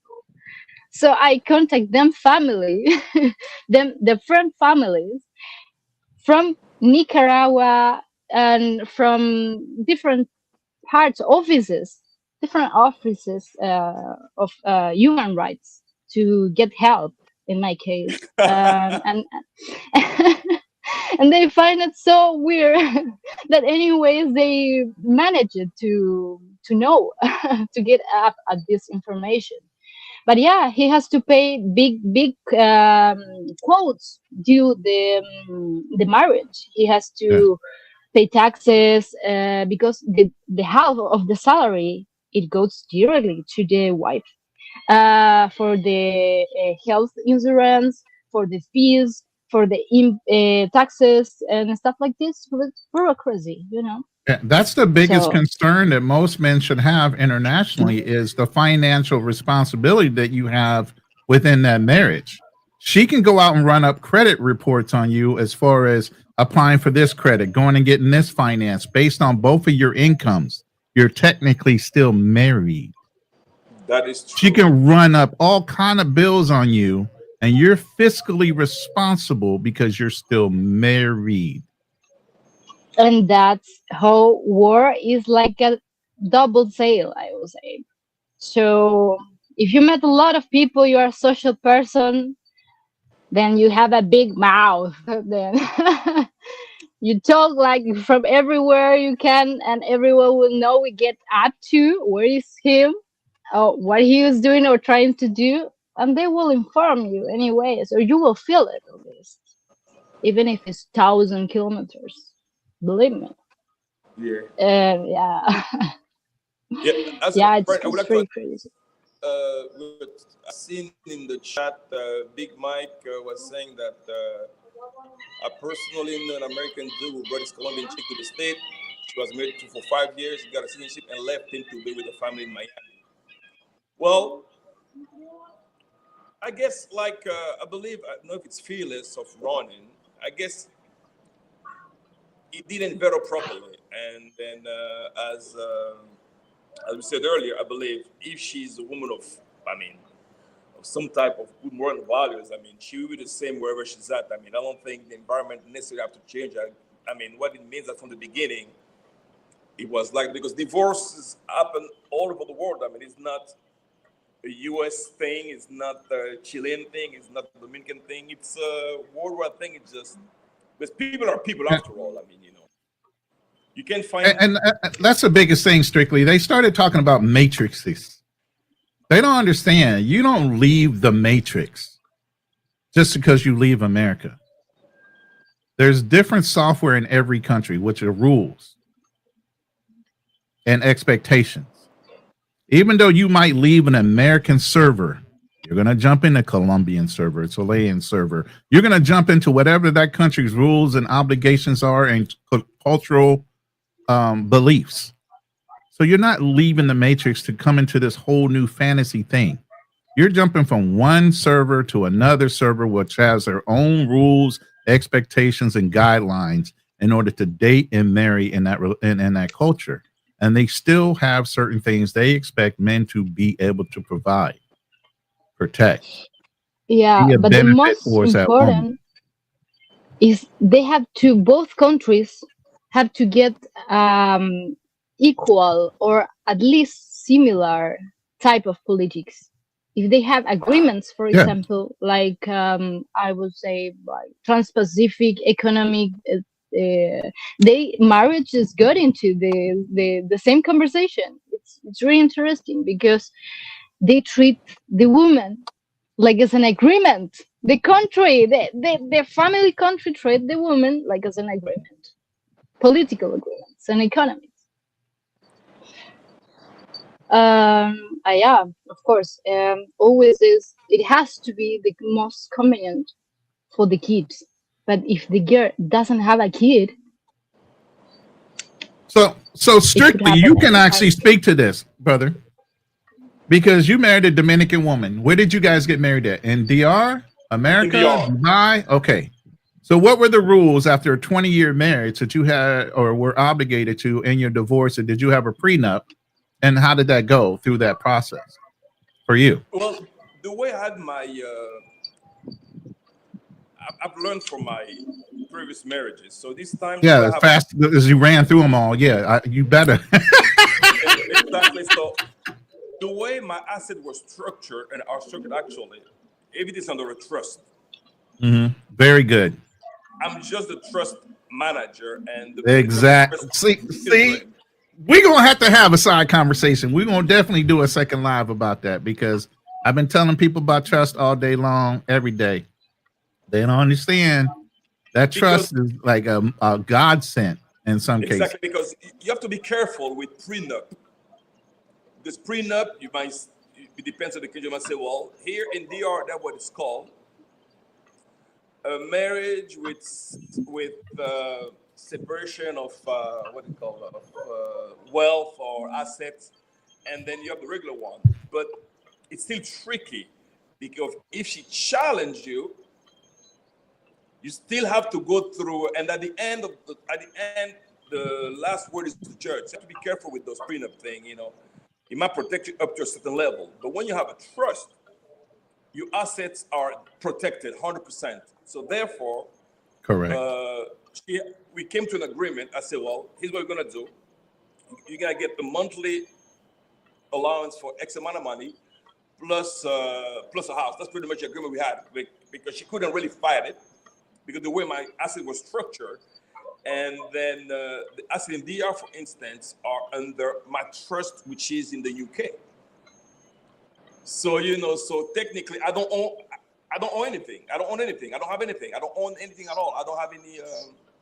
I don't have any assets, and I give myself a salary, and I have expenses. Very smart. Yes, we're gonna have a live with you. I told So you my we salary is gonna pretty connect. much negligible, but I have lots of expenses, and expenses are paid, by a company as You have it's a holding company that pays your expenses. You have a holding company that runs. See, this is the structure I tell people about. They just don't get it, but you actually apply it. So, like I said, we're going to be talking later about this. yeah. So, But yeah, I, you're probably talking over most people's heads. They don't understand. But and you after got yourself structured perfectly to where you're technically very protected. wouldn't if I wouldn't had it. I mean, I would be in some serious. I'm telling you. I mean, it's gonna be. I mean, literally, it could have been detrimental. I mean, literally, because after 20 years of marriage, you technically obliged to maintain a lifestyle for the rest of her life. Or at least until she gets married again, which why would she? Exactly, and most likely she wouldn't. So therefore, because the reason I came back to the DR was really because the kids came back about 3 years ago, and then DR to me wasn't the place where I was gonna come back technically because I didn't have anything that were actually tying me down to the DR. Because we have left the DR, I was in Chile for a while, then I was between Dubai and Chile and so forth, and then so really I had everything structured in that part of the world. That's why so I didn't have anything really physically in the DR. I just acquired a few things because my children are here, and I have to make sure that they were okay, they like it here, and decided to come back and realize, oh well, I enjoyed it. It's not. I mean, it's good. I get bored at times, but that's why when the needs be, I have to travel. But one of the reasons I'm trying to spend more time with the children is because, like we went through. I mean, the divorce was done recently. Is recent, so therefore I have to make sure that for their mental well-being, being there for them, and kind of maintain Yeah, you that. just can't disappear on them just because you guys are divorced. Exactly. Otherwise, I wouldn't because because my main business core is pretty much in the UAE, so I'm losing sometimes, opportunities but it's a sacrifice that you have to make. And while before my main thing was just chasing the dollar, was pretty much, and then without forgetting some realities, I wasn't there emotionally, I wasn't there, so that created. You know the biggest thing that, beside for what you just said and how well protected you were, you established this 20 years ago. 20 years ago, yeah. Because it had to be established before you married her. Oh, understand this. The trust has to be established before you marry. You can't go and establish a trust after you married and try to exclude her out of it. No, it's impossible. Because here's the thing. I exactly. My last marriage, I used to live in Atlanta, Georgia. I remember that I went to Switzerland. I was there for 3 months. While I was there, she filed a restraining order. She filed, so I couldn't even get into my place, when I arrived, the police came, they have to literally, I had to ask permission to pick my stuff up. And I was like, they said, well, if she allows you to do so, then you can. And then I couldn't sell the place until my daughter turned 18. At the end, it was a big mess, so after that, I'm like, you know what? And that was 2001. And okay, what I need to do something different, And then when I was in Switzerland for business, I met a few attorneys that were telling me, well, this is true, you need to set that's a structure I need to have set up. So I decided to implement it at the time. But at the time, I didn't have anything really. I was still funding myself, because. And then I just started operating from that corner. And then I realized that when it was time, because I wasn't expected to get divorced, because like I said, even though I was in a healthy relationship, I thought, was going to be there after 20-year marketing. Well, nothing will happen. But luckily, I had a structure. I put all the assets in that structure just in case. And then I'm here right now. I didn't lose pretty much. I didn't lose anything at all. So the agreement, we found out what would be our monthly expenses to have a comfortable life, an apartment. Then that was the agreement, and she went with it, and didn't fight it. And pretty much, as I would say, wouldn't have that trust, I would be in serious issues, because when you have business, you have partners, and you have this, you have that, and sometimes then things can get pretty messy, and you can't even run the risk to lose your business easily. Yeah. Partners don't even realize there's a policy that you can buy that's a partnership buyout insurance plan. If one partner dies, the other party, the insurance company, pays out the person that owns the policy, and the other partner assumes the whole ownership of the company. That way you don't have a wife coming in screwing up your deals that has nothing to do with anything just because she was married to your partner. Yeah, she could do a lot of shit to you. I mean, that's Switzerland. In that case. Yeah, he definitely was. My skins, he definitely was 20 years ago ahead of his time. But here's the thing, the stuff I teach and the stuff you should know, guys have been doing this for I mean, look at Howard Hughes. Howard Hughes is the one that came up with the holding company thing. That brother looked like he was broke on paper. A billionaire at the time. Well ahead of his time as far as multi-layer companies and businesses and the things that he did. But technically on paper, because of the holding companies and everything else he established, he literally qualified to be on Social Security because there was no actual income attached to him. I don't think people understand you actually want to look broke on paper. Exactly. But I want to go back to one of the things that Strictly said. You stated before, well, how do you get the girl? The girls want to see this, and this. Well, how you attract them is how you got to keep them. So if you go into a girl and you showing, hey, I got this money, that's what she's expecting from you.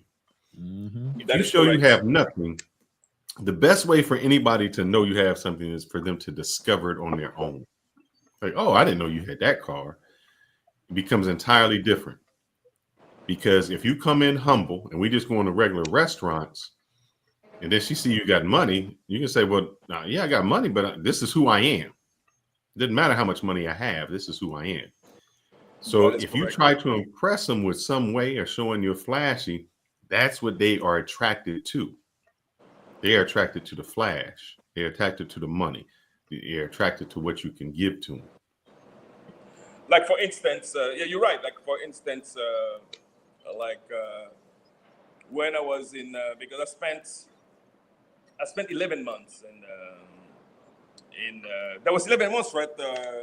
In Chile, and then that's when Cleopatra and I we met actually in Chile, and I spent 11 months. I was staying at the Sheraton, and I spent for 11 months. People say, "Well, that's expensive." I say, "No, those are expenses paid by the company."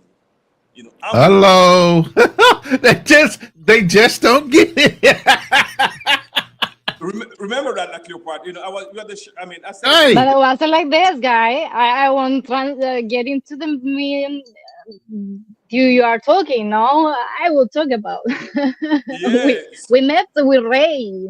You know, the guy who is dancer. He's a dancer, and he's from Cuba. yep, That's how we met.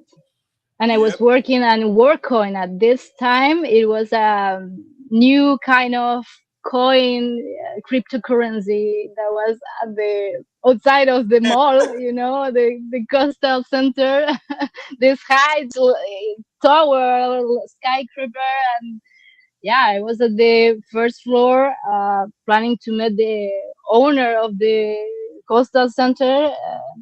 You were there, and we went to visit you, and we were starting to talk about the same things that we were talking. You told me a lot of stories about your kids, so I know. And that's how we met, and we were partying. We're doing karaoke at my hotel pretty much every other day. We're going out. Yeah, I arrived at the beach. We were going to running to pee, you know, to the beach part. Nobody cares apparently. Yeah, but here's the funny thing about it. You know, that's when I realized that because when I lived in Chile, I was a family man, and then when I came back, it was just me, and I had a chance to really enjoy the Chile nightlife and the Chile lifestyle, which I never did. Been there on and off for the past let's say 12 years, you know, because I was always home work, but this time I was just there on standby 11 months, and then living at the Sheraton, and then people were like, I said, well, here's the thing, I had a preferential rate, and then I was like, okay, well, food is included because my breakfast was included, and we had the lounge was included. So when I think about it, my drinks were included. I'm like, I said, if I put as a whole package, I was spending at the time, like, I think it was $140, $150. I had a suite. And I was like, okay, well, it's about food and everything included. I don't have to pay for internet. So to me, it was pretty much affordable. People didn't understand that. But those expenses. Yeah, you're paying yourself per diem. Exactly. What you mean? Those are expenses. People don't understand that word per diem, especially when you're an employee, right? They were like, yeah, you spend too much money. Why don't you get an apartment? I said, no, I can't write off an apartment. You can't lose enough to lose money at that point. Exactly. You're writing off the hotel as a business expense. Then you write off your food costs, the internet costs, and all those other things as per diem per day in order to support your stay for the business expense. Boom. Yep. And then I really had a chance to, like I said, I mean, Chile is a place where if you know the right crew, the right crowd, you know, I mean, it's a great place to be. It's a great place to be. But I had to cut we had planned with Cleopatra, long story, but I had to cut my plan short because that's when I started getting pressure from the DR because of, you know, so came back here and tried to make amends, but it was just a mess that led to the actual divorce. So, you know, and now that, I've realized that after, even though initially was kind of, I was sad for about a week. He said just a week after 20 years. Just during a week, crazy. you know, married at Las Vegas better. That's crazy work. He said a week after. But you know, all that means you already countries. knew. That means you already knew. You already Yeah. knew that was over. You know, all countries has the opportunity to get this kind of when they are about to divorce, and one of them is not agree. I suppose they have the opportunity to mediate it. It's called comparison or something like this. Yeah. But Chile doesn't have it, so it's In like Chile, just fast. the divorce system work in Chile. And Just but before a few years, it was possible to get white marriage, and not that long ago, they were like, okay, you married to a dumb guy and you didn't notice that he was dumb until you crossed the registered civil offices. The guy wasn't speaking anything. Then it doesn't show anymore that you married, because it's immediately annullated. That was a few years. Yeah. So that's also a possibility when you are faster, and you can make it like this, And then annulate. talk about marriage. You know, different culture, different countries got different realities. Like for instance, temporary marriage. You can get married for an hour, for 2 hours, for a day, for 3 days, for a week. So it's a contract that you do because, like for instance, let me give you the example of Iran.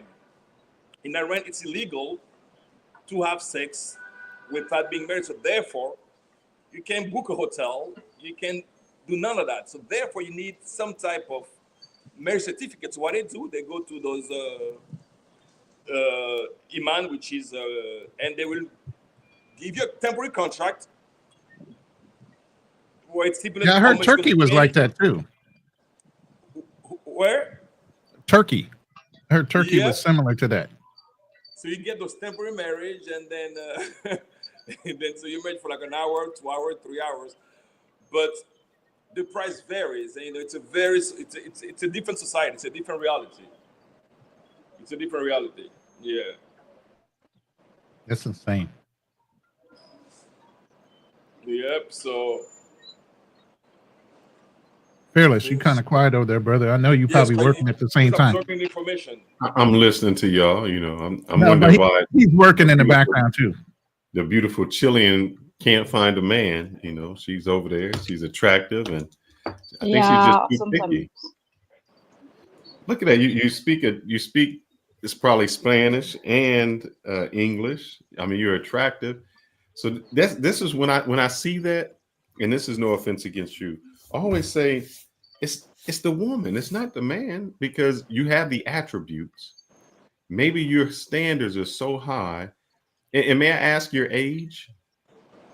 Oh yeah, but first, can I check your image, your pic, your password? You say that no, again? just to know. He said, "Cam the hell up, dude! Get off that avatar for half a second." Give me a second. I'm doing. It's not that I don't want to. Give me 1 second. Come on, this is like Love is Blind. We go live. We go live. We're gonna go live tonight. We do. We're gonna do a Thursday night therapy session. We got a Friday night live. We do a lot of lives. So he's really just working in the background. It's the only reason he's not cammed up. He'll cam up in a second. Yeah. The only problem, I'm doing a character animator, so it's following my gestures. I'm doing something for work. Give me 10 seconds. I came up. I have no problem with that. But go ahead while I'm camming up. You can answer the question. Yeah, but you said something interesting. Yeah, she's attractive because, of course, I met her in person, and she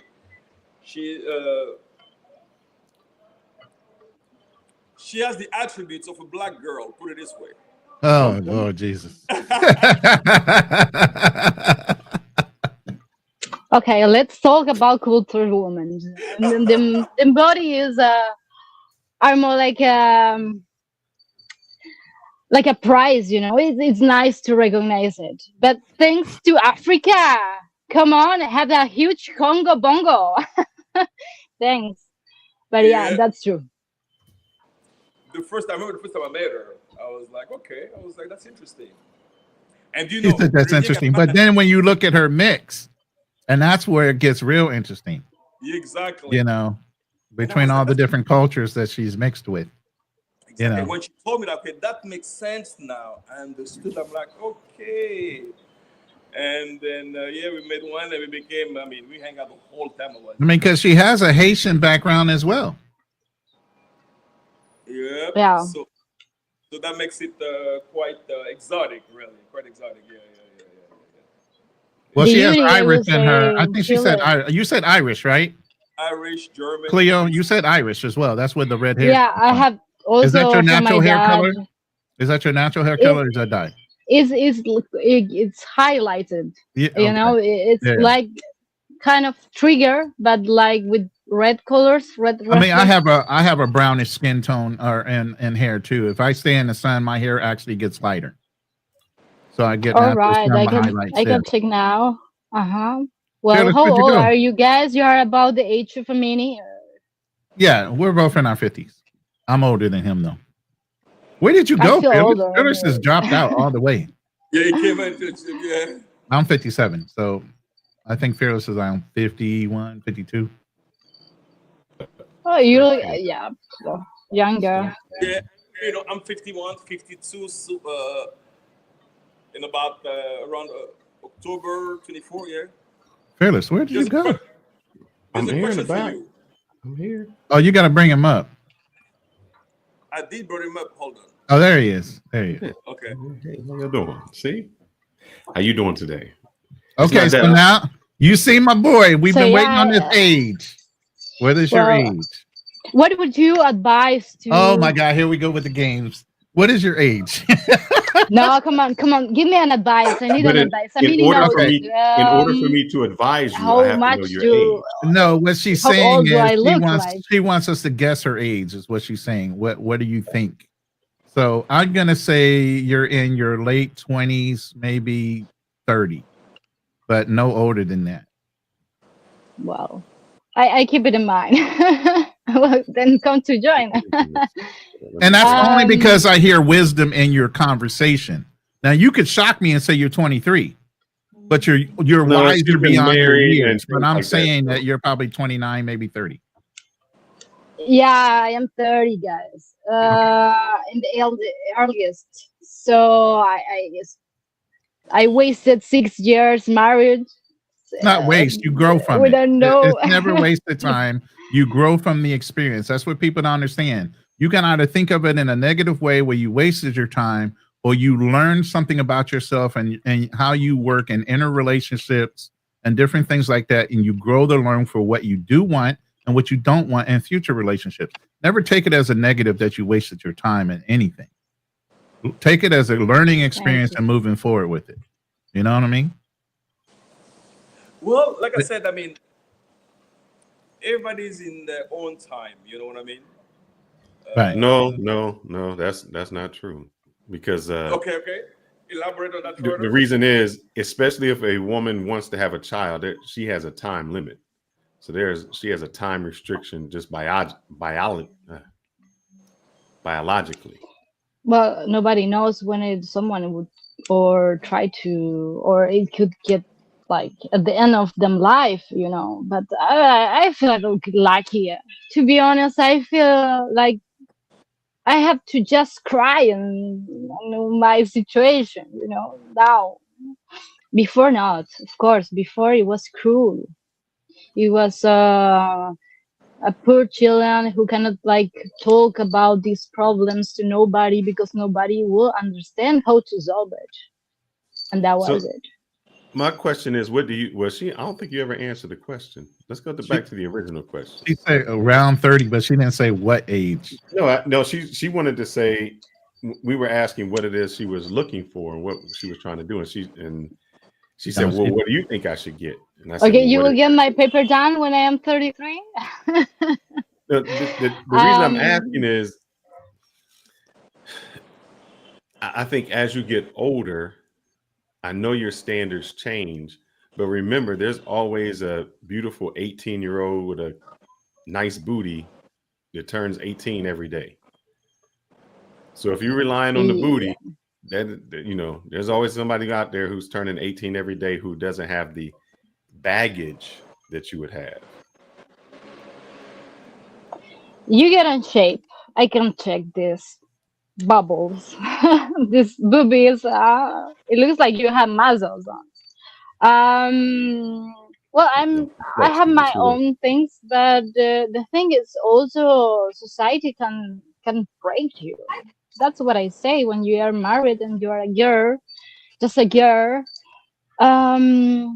It's Well, like let this. me You let me don't. ask you this way. You said that your father made the expectations here. So what is it that you provide, or what is it that you're bringing? So you want a guy, he's going to provide, he's going to do these things. What does he get in return for those? Well, I am a sapiosexual. That's the truth. I am really mean to meet someone with a high IQ level. I won't handle my hand for this. And what I mean No, to see, do hold up, stop. has to speak a lot of languages. Hold up, Yes. stop. I want you to listen, because this is what women do. I asked you, what does he get? And the first thing you said is what he has to have. I said, what does the man get? And you said he has to have a high IQ. That makes no sense. You're still going back to what you want. And I keep saying, what does he get? And then the other question would be, what does the man you want?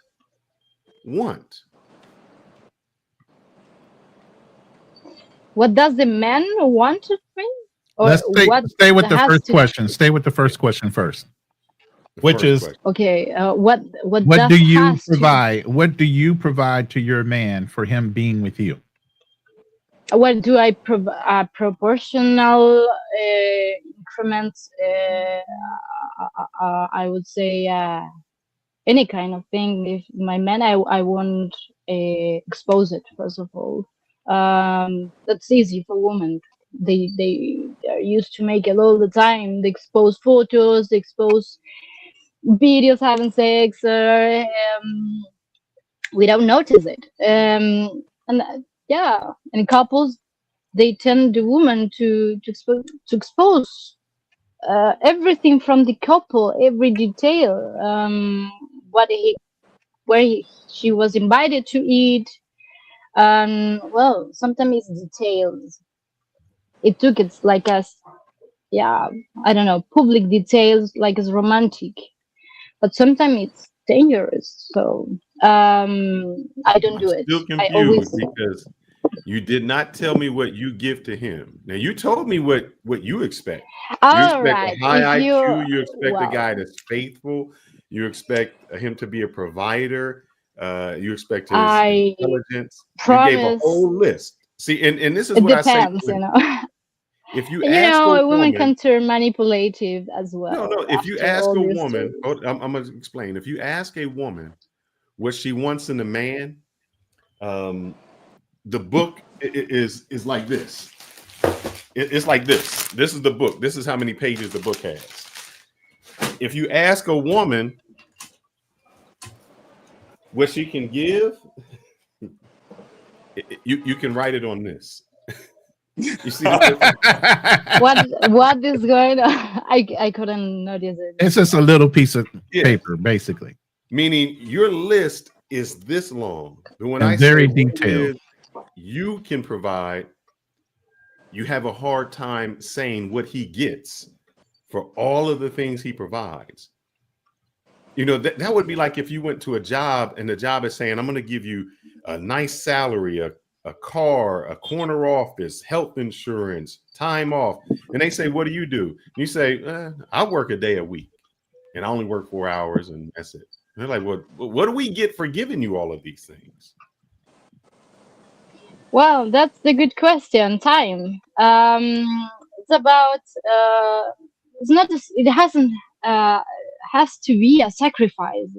You know, when you met someone and it's poor, you don't make so much sacrifices. You know, some little gestures actions could make it happy at this person, and So, and then so we go to the everything that he happiness question. provides, he gets your time.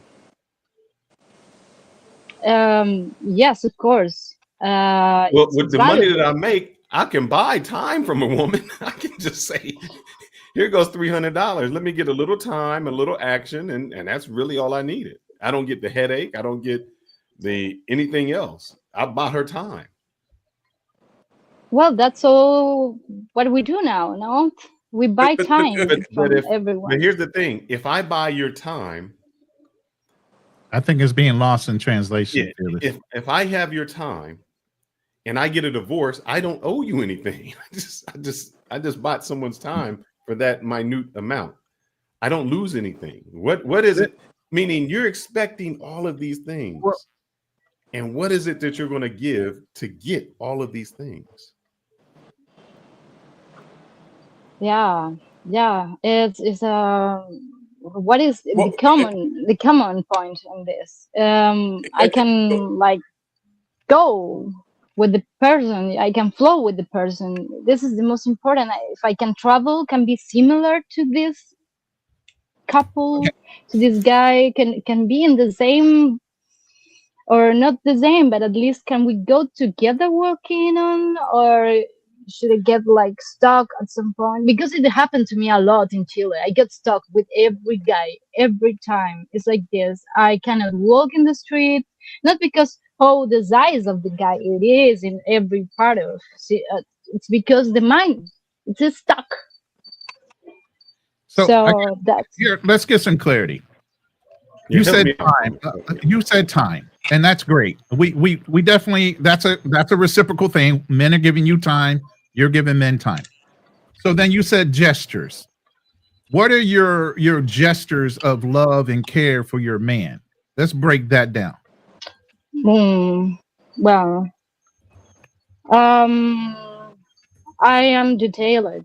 I'm an artist, so if I can, like, I would say, keep some blue to this, I easily do it. Patient, because I'm a Leo, so I show my poetry part in the conversations where he will get lost, and after he will find me, and probably he will find me dating a cup of wine or a glass of beer, and then the magic happened. Okay, and then break down flow. You said flow. What is your definition of what flow means within a relationship? If we can dance something and not to get like in a messy chaos, broke at each other. If we can like join all these roots and say, okay, you have such a huge work to do, and I have like this clumps to get, and so how we manage this needle. Okay. So let me interpret for you what you were trying to tell Fearless, because Fearless doesn't listen too well. He will bulldoze you to death, and he doesn't listen. So what I'm getting from you and your gestures are being detailed, creative, patient, and interested in the things your men do, okay, to help them along the way, which as a woman you should be able to do. Flow, you mean by being able to move or vibe with him, not overcrowding him, allowing him to have peace so that he can be creative himself and progress the relationship, meaning you're willing to work within his boundaries or whatever his expectations are. Am I getting that right? Yeah. Okay. I think a woman doesn't have to trade. Okay. So if you go back to biblical ways or whatever, a woman, when you bring something home, a woman should be able to multiply and give it back to you. So basically what she's saying, I'm willing to work in your environment and help you multiply, give you peace, be able to provide certain things within the home. She's talking on a feminine way, more so than in a monetary or a some kind of a stable type of a content way. You get what I'm saying? She's not actively, aggressively saying, I'm going to go out and make the dollar with you. No, I'm going to multiply and help you basically find an environment where you can be more creative. Yeah, for example, this is huge mind.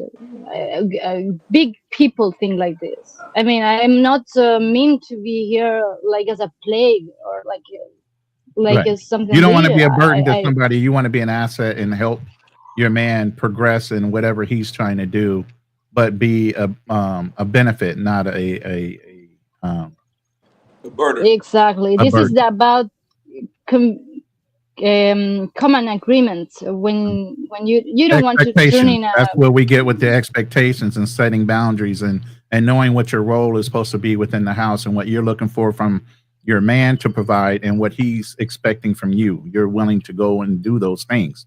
So Fearless, did you understand now that I've given you the interpretation of her short answer? Well, jumping in this happy end, I would say, of course, like as a woman can do to choose, it should say first what she wants and be clear about what she likes and what she expects. But yeah, it depends, because if it's intercultural relationship, for example, and I don't write it down, then he would do whatever he thinks it is. But right. Yeah, you have probably, to be very clear in what even Strictly said earlier about communication. Well, communicate properly what you're expecting. I took the keys immediately. Mm-hmm. Yeah, I take the first step then, and I have control on the relationship, but not letting you know too much, probably, about where they are. So yeah, it's like as now it's like it seems like in a competition. What is the challenge in this? Is I have to run first in the first line to get everything from you, and when I get all this game, and I started to rule it, and yeah, how much can you run? Something like this. You've picked up on something, Strictly? You were like, oh. No, I mean, Whatever. there's something interesting. She wants to have control of the relationship. So I was like, okay, in which way you want to control the relationship? I mean, no, she says she would help you with controlling things. Okay, got it. Okay, that makes sense. So once you get it running, she's going to say, I'm going to come in and help you with controlling some of the things you got going on. Is that what you're saying? Yeah. That's how it should be. Yeah. But well, basically what you're saying is you're meeting a lot of deadbeats where you have to kind of initiate and take control where he should be so that you can kind of assist him. I probably would take a step further to check if this guy poo on me. Of course, I will smell my hands and I will say, okay, I'm not working anymore, and I leave everything at the time, and I say I ended immediately with this guy when I just smell it, because I'm really fast in this. I got my good intuition. So when I think I got cheated by someone, not by staying with another woman, because I'm not jealous, and that's why I brought my T-shirt that is called pansexual, live with cuteness, the pansexuality. The yellow is the new black. I make this own design, and the thing is like she said she's bisexual. Yeah, she says pansexual. That done turned it up a little bit. Are you now. saying pansexual? Are you saying pansexual? Are you saying pansexual?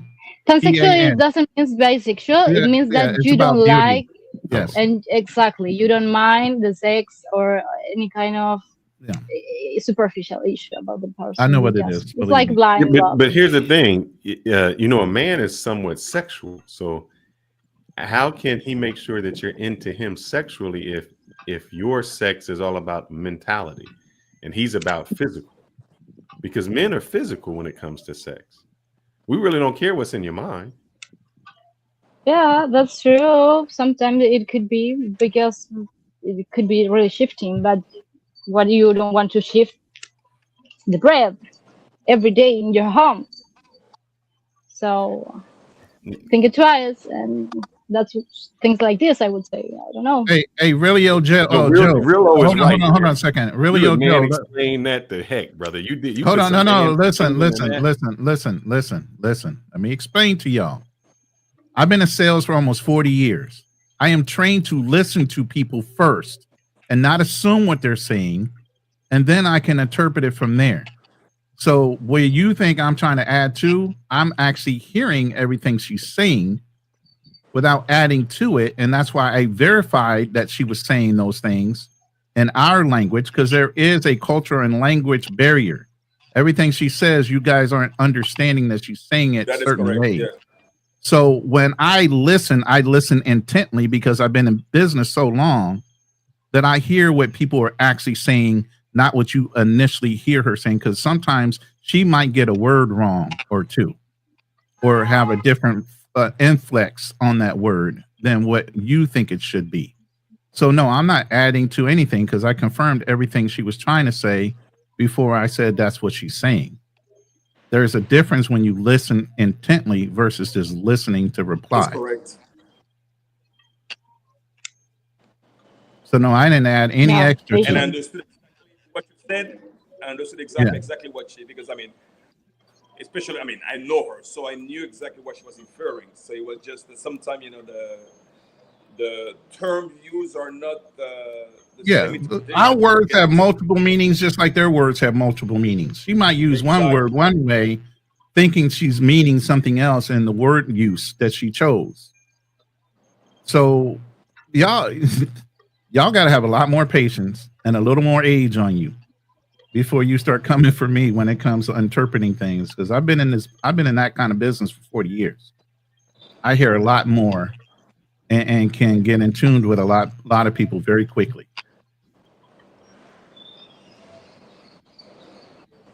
But yeah, good try. Yeah, that's true. That's true. Sometimes waiting the last moment is the key. Yeah. So yeah, and then my next question is like, so you say was you in Vineyard, and it's 44 degrees. What is like in Fahrenheit? It's hot. It's like 100 and something, right? Come on, it's coming the princess now from Spain. She got like stuck in emotions with the police because someone took photos of her at the mall, at the retail shop, and now she's shipping in the middle of the Pacific Ocean. Like, I'm gonna like handle this. And yeah, welcome, arrive without so many emotions. Yeah. So Lay your love on. I saw the news. So it's 111 degrees where you are. That's hot in Fahrenheit. It's pretty. It's getting heavy because Wow. cultivars are, yeah, it could be dry, but it can change also. One time to another. It's really shifty, man. I, Weather. I miss Vinia though. I miss Vinia. I miss Vinia. I miss Concon. It was yeah. I miss that place. You know, so. They're unique weather also. Unique geography with the dunes. You have seen this, the ocean between. Yeah, Yeah. it's like Sahara, but landing at the end of the world. Yeah. So I know. So maybe May I should be there in May. Hopefully, it depends. Yeah. I have a few pending matters and to resolve. Yeah. Well, let's go But I back have to to be careful real. because the earth moves here. There is a topic that when era that is it's Mother Earth, it's pissed off, it's mad, or it has some emotional issues. It's starting to the earthquake, pretty heavy, Yeah. because the tectonic plaques are between the just here. So Yeah.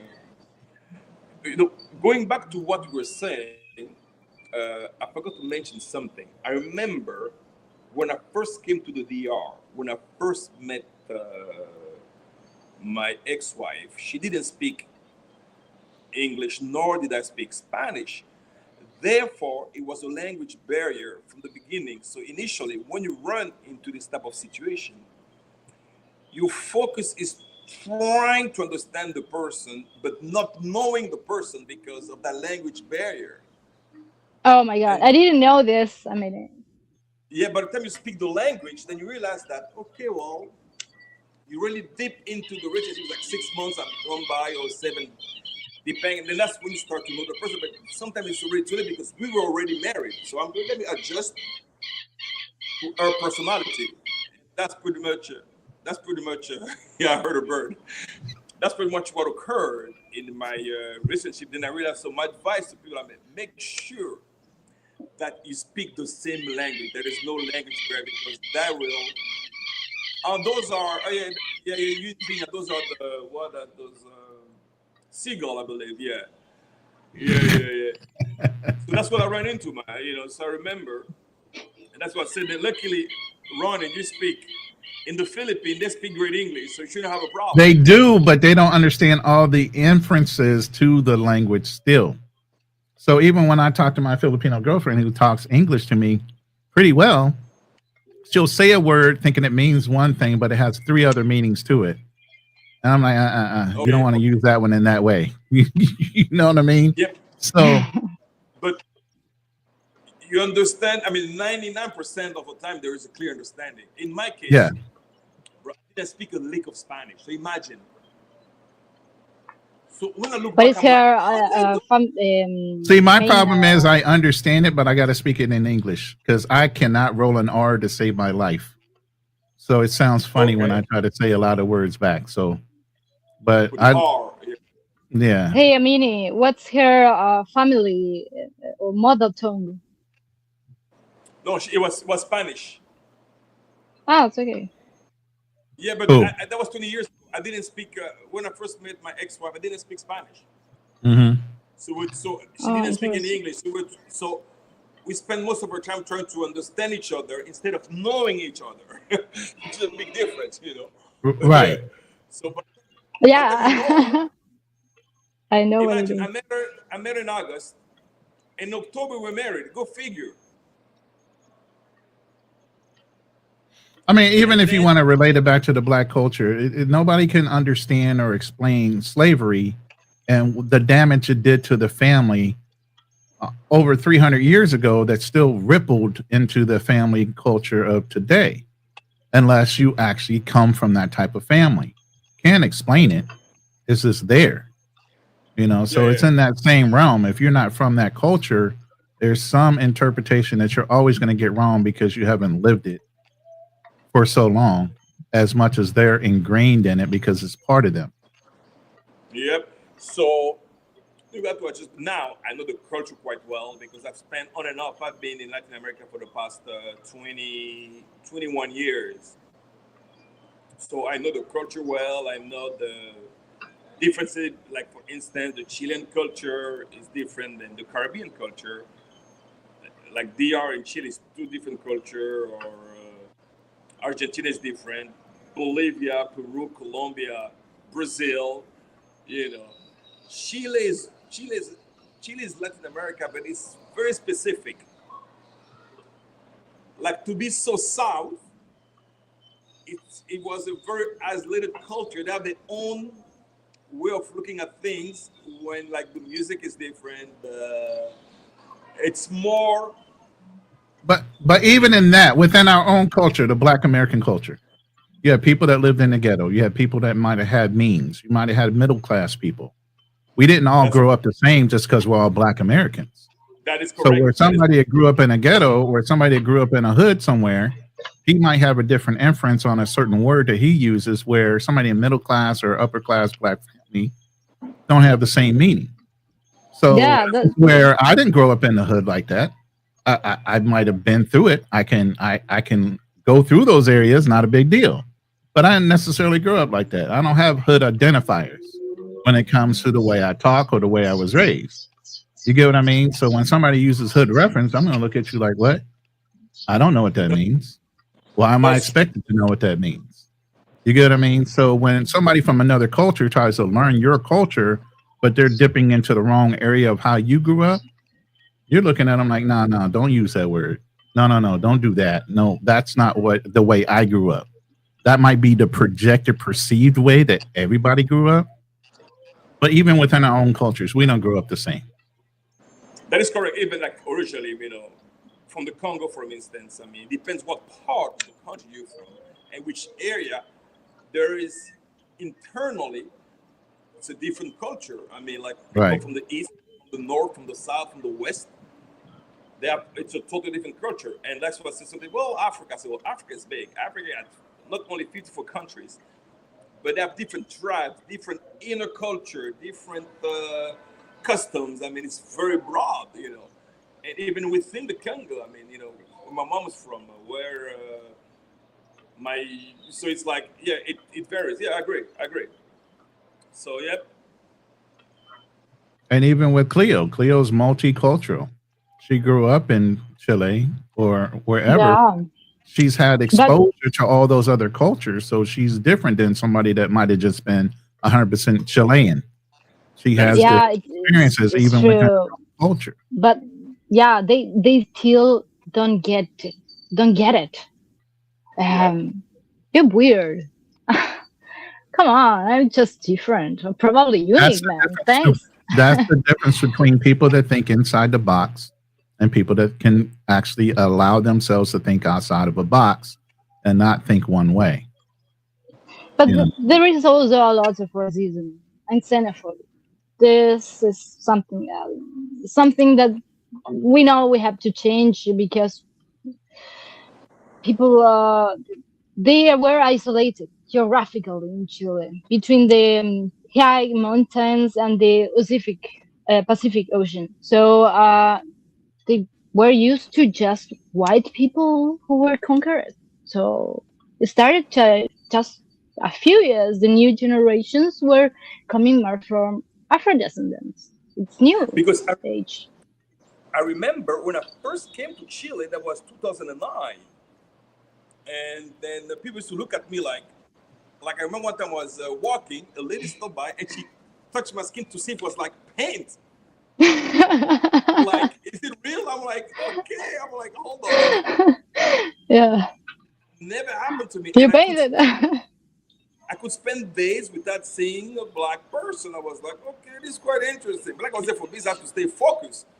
But I was ready to jet. I was like, you know what? I can deal with this thing. You know what I mean? Because it was like, one day, I remember I was in the center of Santiago. A lady saw me, and she did a cross like it was luck. I'm like, hold on. Like I was some type of talisman, some type of...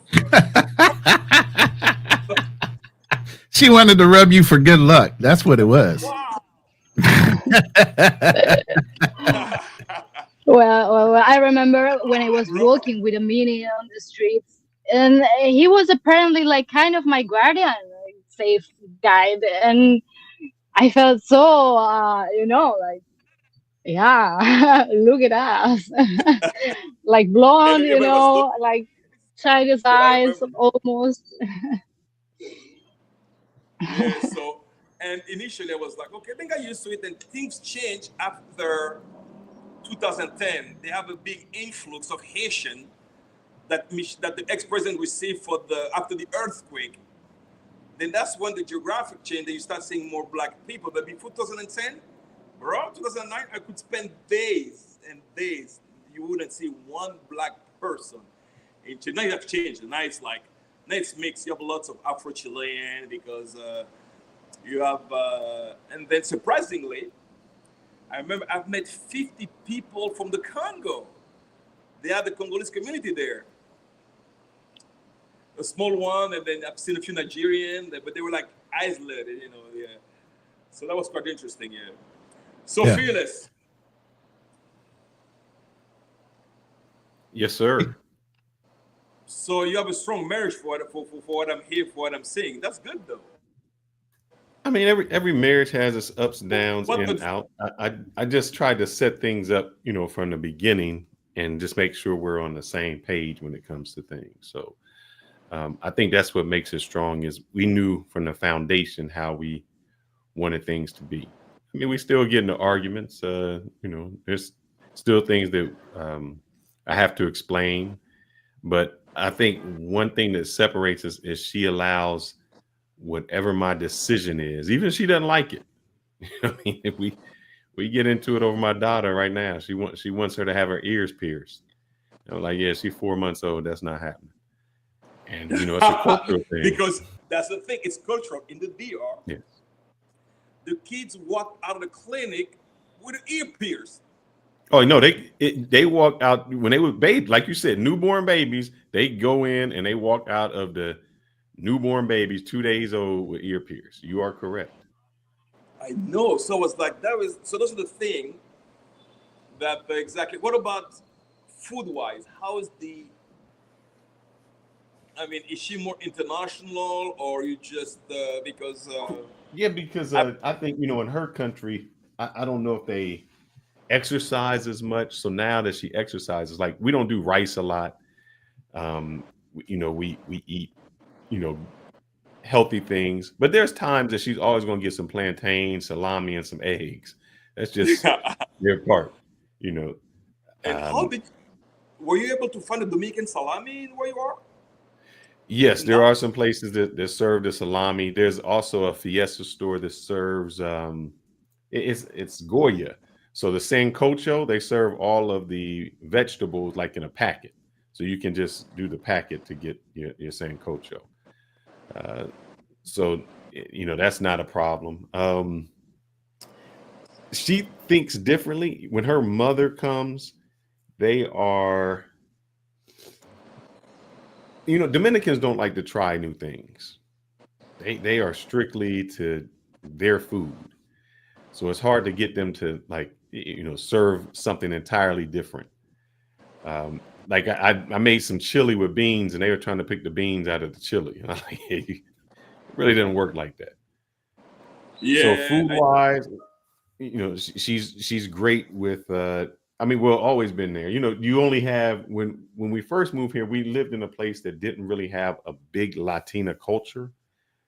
So it was either Mexican or you had to eat the regular food. So yeah, they picky eaters. Yeah, I know. I've seen it, and like I know, for instance, my girlfriend, she's Dominican. I love to cook, and then I have a specific of cooking. Like Dominican, actually, like the chicken, they will wash it with vinegar, with lemon, with water, and all that stuff, and then then cook it. And then so I remember I went to a place where they were actually cooking they were actually washing the mincemeat, and I was like, wow. And I was like, so they have a different way they wash everything. So to me, it was like, because have you ever been and you know why they do that? I went to when I was down there. This is when we were first dating, and she's like, "Oh, we're just gonna go to the store and get some chicken." So not the grocery store, because that's like if we go to a grocery store. Imagine going to a corner market, like the little convenience store.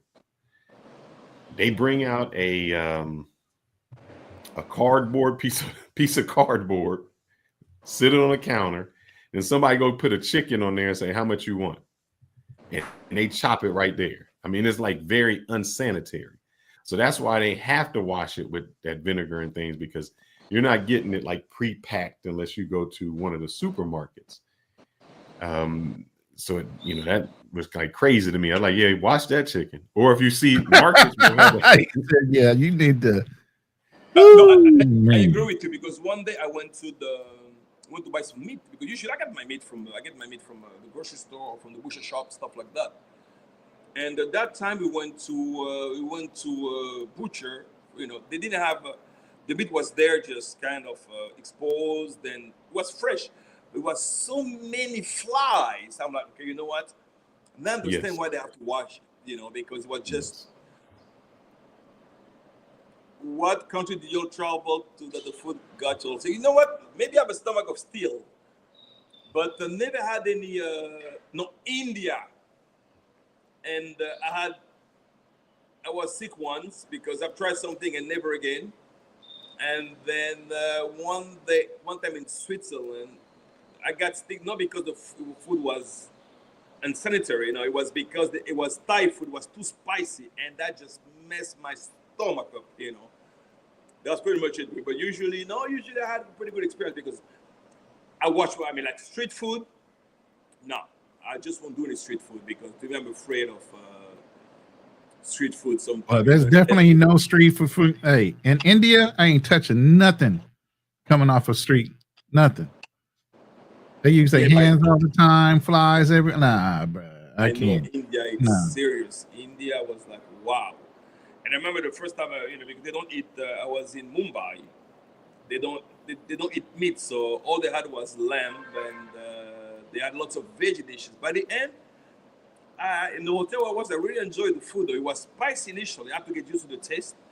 But once you get, it's an acquiring taste. Like they have it's called butter chicken, which is a mix of butter and curry and so. I mean, that's a very good dish, chicken masala. So I got the chance to. So now when it comes to food, I'm not a picky eater anymore, because I've eaten. I'm gonna ask you a question, man. Sure. And I'm not trying to get graphic. I just went out with like a couple of my Indian guys, so I understand the hot, but there was an American guy that was with him, and I just asked this question, and I was like, "Yeah, I want to go to India," and I'm like, "Well, how are the women?" And he was like, "No." And he was saying that the curry smell is throughout. He said it permeates the skin and everything. Listen, sweat and curry. Fearless, it's a fact, bro. And let me tell you, they don't shave, right? So, bro, the place smell like curry mixed with garlic. I couldn't do it.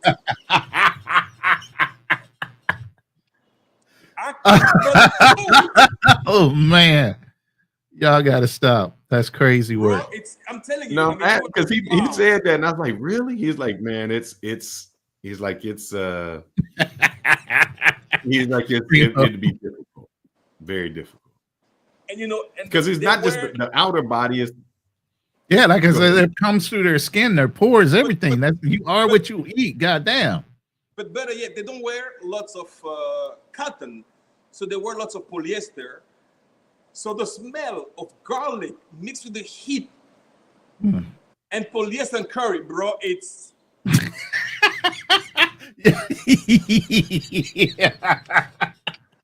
You can't do it. My goodness. The girl, she was fine. I mean, but I just got them like, we just started to talk. She got me like, she said, this guy has a problem. We became good friends. I just couldn't do it because it's overpowering. I can't do it. What the hell? Are you serious? No, because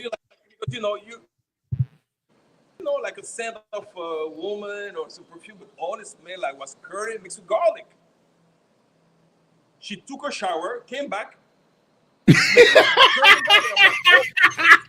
You're like, yo, you need to take another one because you. No, it just emanates from the pores. I mean, it just. Oh man. Are there perfumes and stuff? Aren't there perfumes over there oil based versus alcohol based, so it don't dry up that quick? They have lots of oud, which is similar to what they use in the Middle East. Mm-hmm. But it's a mix of things. So so some of them like that natural. So you really have the one that westernized, like the one you meet in the UK and so forth. No, they are level, but otherwise, I'm telling you, I mean. He said this is almost as bad as the pH balance thing. Unless you're used to her. Man. It was overpowering. But guess what? Then I remember, I was eating Indian food when I was there, right? I was there for almost 2 months. I come back to my hotel. I went back to Hong Kong, if I remember well. I was feeling myself. I'm like, what? I smell just like them now. And my suitcase was open because the surrounding was not the same anymore. You know what I mean? So when I opened my suitcase, my whole suitcase smelled like garlic and garlic. Wow. No, I'm telling you, it just, I mean, but they're very. Let me be I honest. guess Primo sent you something in your DM Yeah, let me see. for you to look at. I don't know. Are you wanting to open up the panel or anything? Yeah, let me put the panel. Yeah, go ahead. Let's.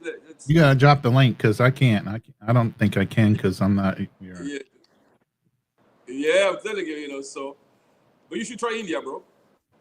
Don't know. It's a good experience. I mean, you know. But something I can tell you, those women are very feminine. Oh, absolutely. I've seen some really feminine Indian women. I just don't know about going to Very India. And let me see what Primo sent me. Yeah, very feminine, and I really, I mean, those are, I mean, they're very nice, very caring. Let me see, where is? He said, give him a number between 1 and 10 on the woman he sent you. Oh, Primo, where do you send me? Let me see. I don't see it. Let me see. On my DM on my WhatsApp. Or an IG.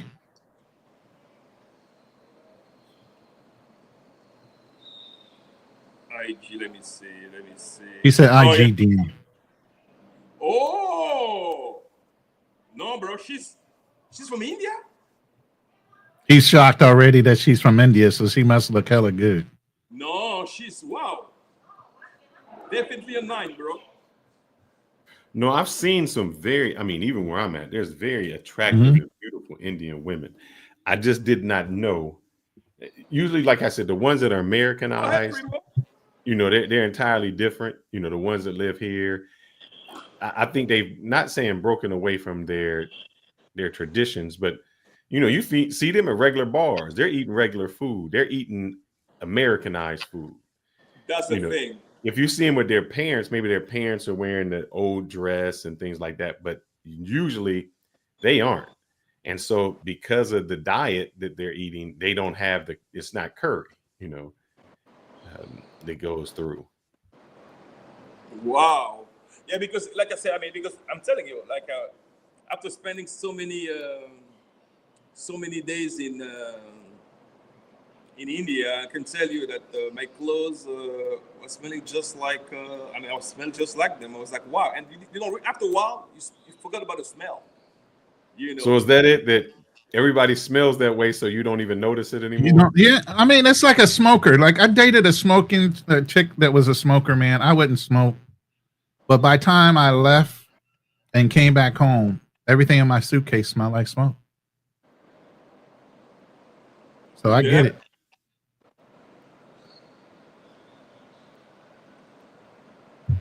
I get it. That's just crazy, though. Yeah, it permeates out of your skin and everything. That's crazy work. So you got to really love your curries. But I love curry, though. The food tastes good. He said, I love curry, so it don't matter. It tastes good, though, but just on the physically. So, and the thing about India, when you are in India, you know, they have that caste system. So it's like you have to date on the down low. So they cannot, it can't be seen publicly because of the cultural acceptance. So that's something I mean, they might like you. You won't, it's hard to go to the next. When they live in the state, then things change. But within India, and I've visited lots of city, and the pretty one, you'll see them in a place. Oh, I forgot the name of the area, but you won't see them everywhere. You go to the club, you don't find the nice one. The nice one are like very like. It's like you have to search for them. You know, that was the thing. What you will find is the curry one that don't like use deodorant, and then you know they claim that they don't use deodorant. So imagine, so that mixture, if you're not used to that, you just can't proceed. You just can't do it. You just can't. You just can't.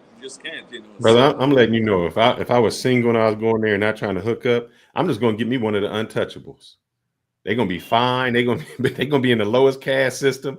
I ain't gonna have no competition. I ain't gonna have to worry about nothing. I'm That's gonna get me true. one of the untouchables. And they because what you don't understand, it's not about looks, it's just a caste system. So you can get one of the untouchables to look fine. You like You, you, you're right, because there's a place, have you heard of the Untouchables in India? I haven't, but he just said it. yeah, the untouchables, the ones that the lowest of the caste system. Yep. So yeah, there you accept What the it. hell does that mean, though? What is that? I don't even know what that is. What it happened, What and somebody told me this is what happened a long time ago. There was, groups of people, just like you say, my name is Ronan. So in your family, like you became a mayor or something. And so just by that, your family started becoming mayors, started getting elevated. politicians. Yeah. And one of my family cleaned. So it was like, well, they became good at cleaning.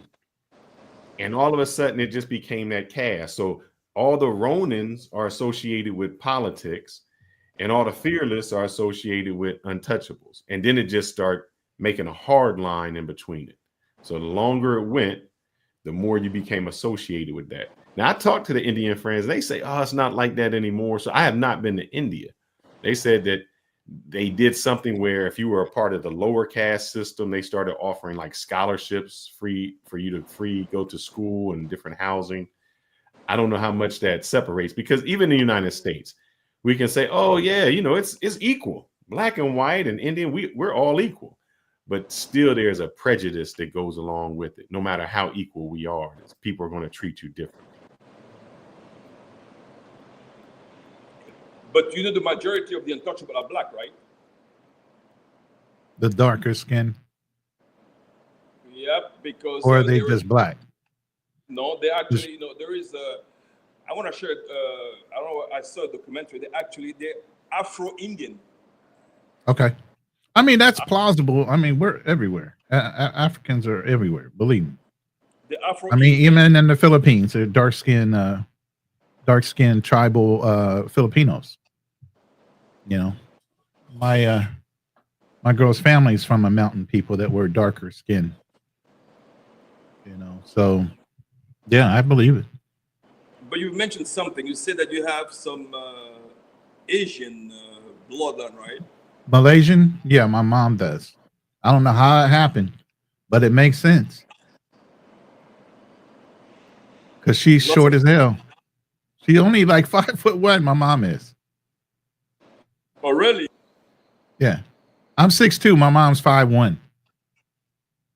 And your dad? My dad's probably 5'6". Oh, and you're 6'2". But now my Okay. grandfather's 6'2". Okay. So you took after, yeah. Yeah. It's Wow. actually that's my grandfather. Oh, that's your grandfather, the big guy. That's your dad, the grandfather. Yep, that's my grandfather. Yeah. Oh, wow. They say Asian and Indian get much more than U.S. minorities. Bank loan them to build Chinese store in the hood, and Indian get loans for convenience store. Yeah, but here's the thing, because coming to that, I want to tell you. The Chinese, I think it's called the Chinese Overseas Bank. Chinese got the facility to. That's why when the Chinese guy come to this, and they come to loan from their bank, so that's why they're able to build things so quick.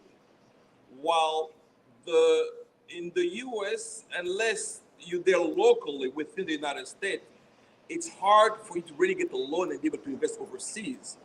While Chinese and Indian and Arabs, they get loans from their home country and can invest anywhere else.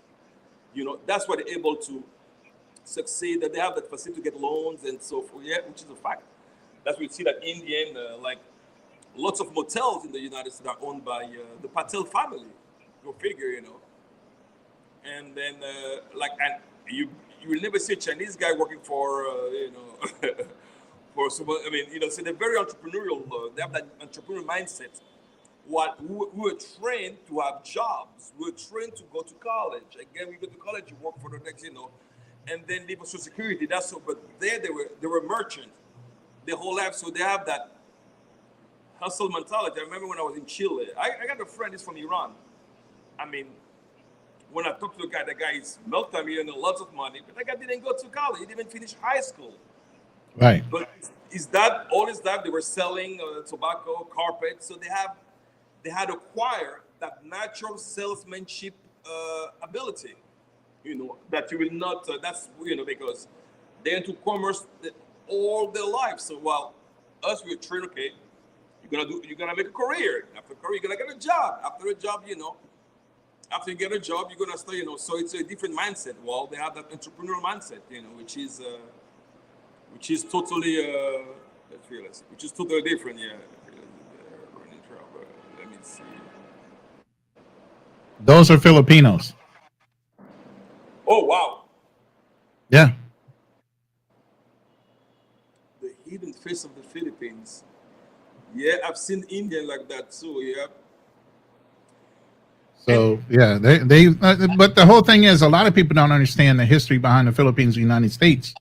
Once the Civil War was over, you still had Black American soldiers and Buffalo soldiers, and then they got right into the Spanish-American War, where they were fighting down in Haiti. They were also over in the Philippines fighting. A lot of Buffalo soldiers and Black soldiers went immediately over to the Philippines and started helping the Philippines against Spain. Then once Spain sold the Philippines to the United States, the American soldiers started wanting to call Filipinos niggas too. And so Black people, after having experienced Civil War, was like, we ain't going for that. So they became a rebel force against the American white soldiers that were there and helped the Filipinos fight for their own independence from America. So there's a whole nother culture of just Black American soldiers that went over to the Philippines a long time ago in the 1800s. They were fighting the Spanish-American War that wound up having kids and everything there too. Yeah, that's why the Filipino have that specific. That's what lots of them have. They have Spanish last name. Yeah. And then even the language in Tagalog, some of the words are Spanish. Yeah. Guapo, exactly. All those words are still integrated into their language. Exactly. And then, but something about, have you heard of Goa in India? Mm-mm. Goa in India, it's actually, they had big Portuguese influence. Therefore, lots of Indian got Portuguese last name, and it's a mix of Portuguese and India. And it's called Goa. It's a party island. I've never been there. I've seen them on YouTube. It's called Goa, Goa, Goa, yeah, in India. So yeah, I mean, you'd be surprised. It's like the Aborigines of Australia, the natives. I mean, it's a mix of it's hard to tell, but apparently they're like that originally, And then you have the Melanesian, which is they have like blonde hair, but curly blonde hair. And, Yeah, I've been there. It's so if you know about, I was dating a woman who was in, man, this is kind of crazy, the Marshall Islands. So that's called Micronesia. So you have Micronesia, Polynesia, and Melanesia. Yeah, and a lot of the Polynesians have curly hair, but light. Polynesians look like Asian but American mix, like like that mix is a beautiful mix, man. They like them beautiful Hawaiians. The ones he talking about are the ones that got the blue eyes and the blonde hair, but they black. Blonde hair, they're all dark. Yeah. Yep. Where do you see them, Felix? Where at? That's Melanesia. So you in the Fiji, yeah. Yeah. So yeah, I was out there. So I dated a girl. She was in the Peace Corps in Micronesia, which is the Marshall Islands. And so we went to places in Polynesia. So Polynesia, the Fiji, what's the one that starts with a T? Fiji. Tahiti. Man, I couldn't get that one out.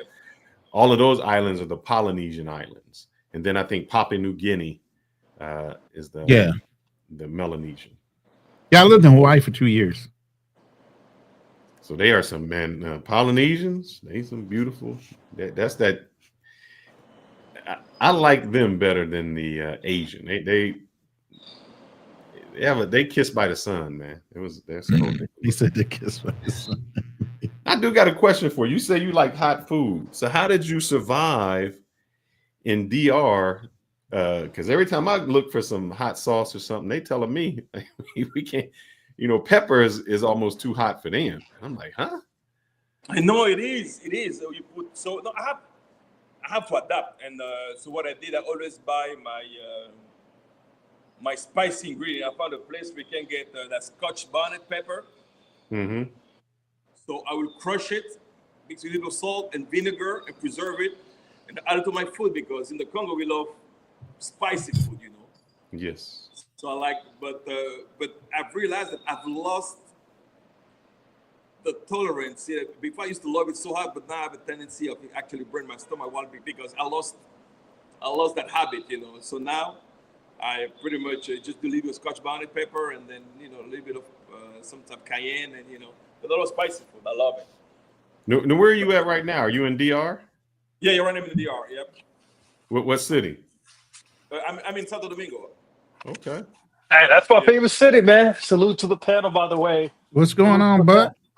Hey, man, y'all dropping games, so I'm listening. I'm listening on the background, man. Y'all dropping very, very strictly. You guys have like I said, it's like y'all dropping game. Some of these guys in the crash out space need to take notes from you guys, because y'all guys talk shit about. Y'all guys talk real shit. And guys can take lessons. Like, you won't see Future or Relo over here. You won't see them.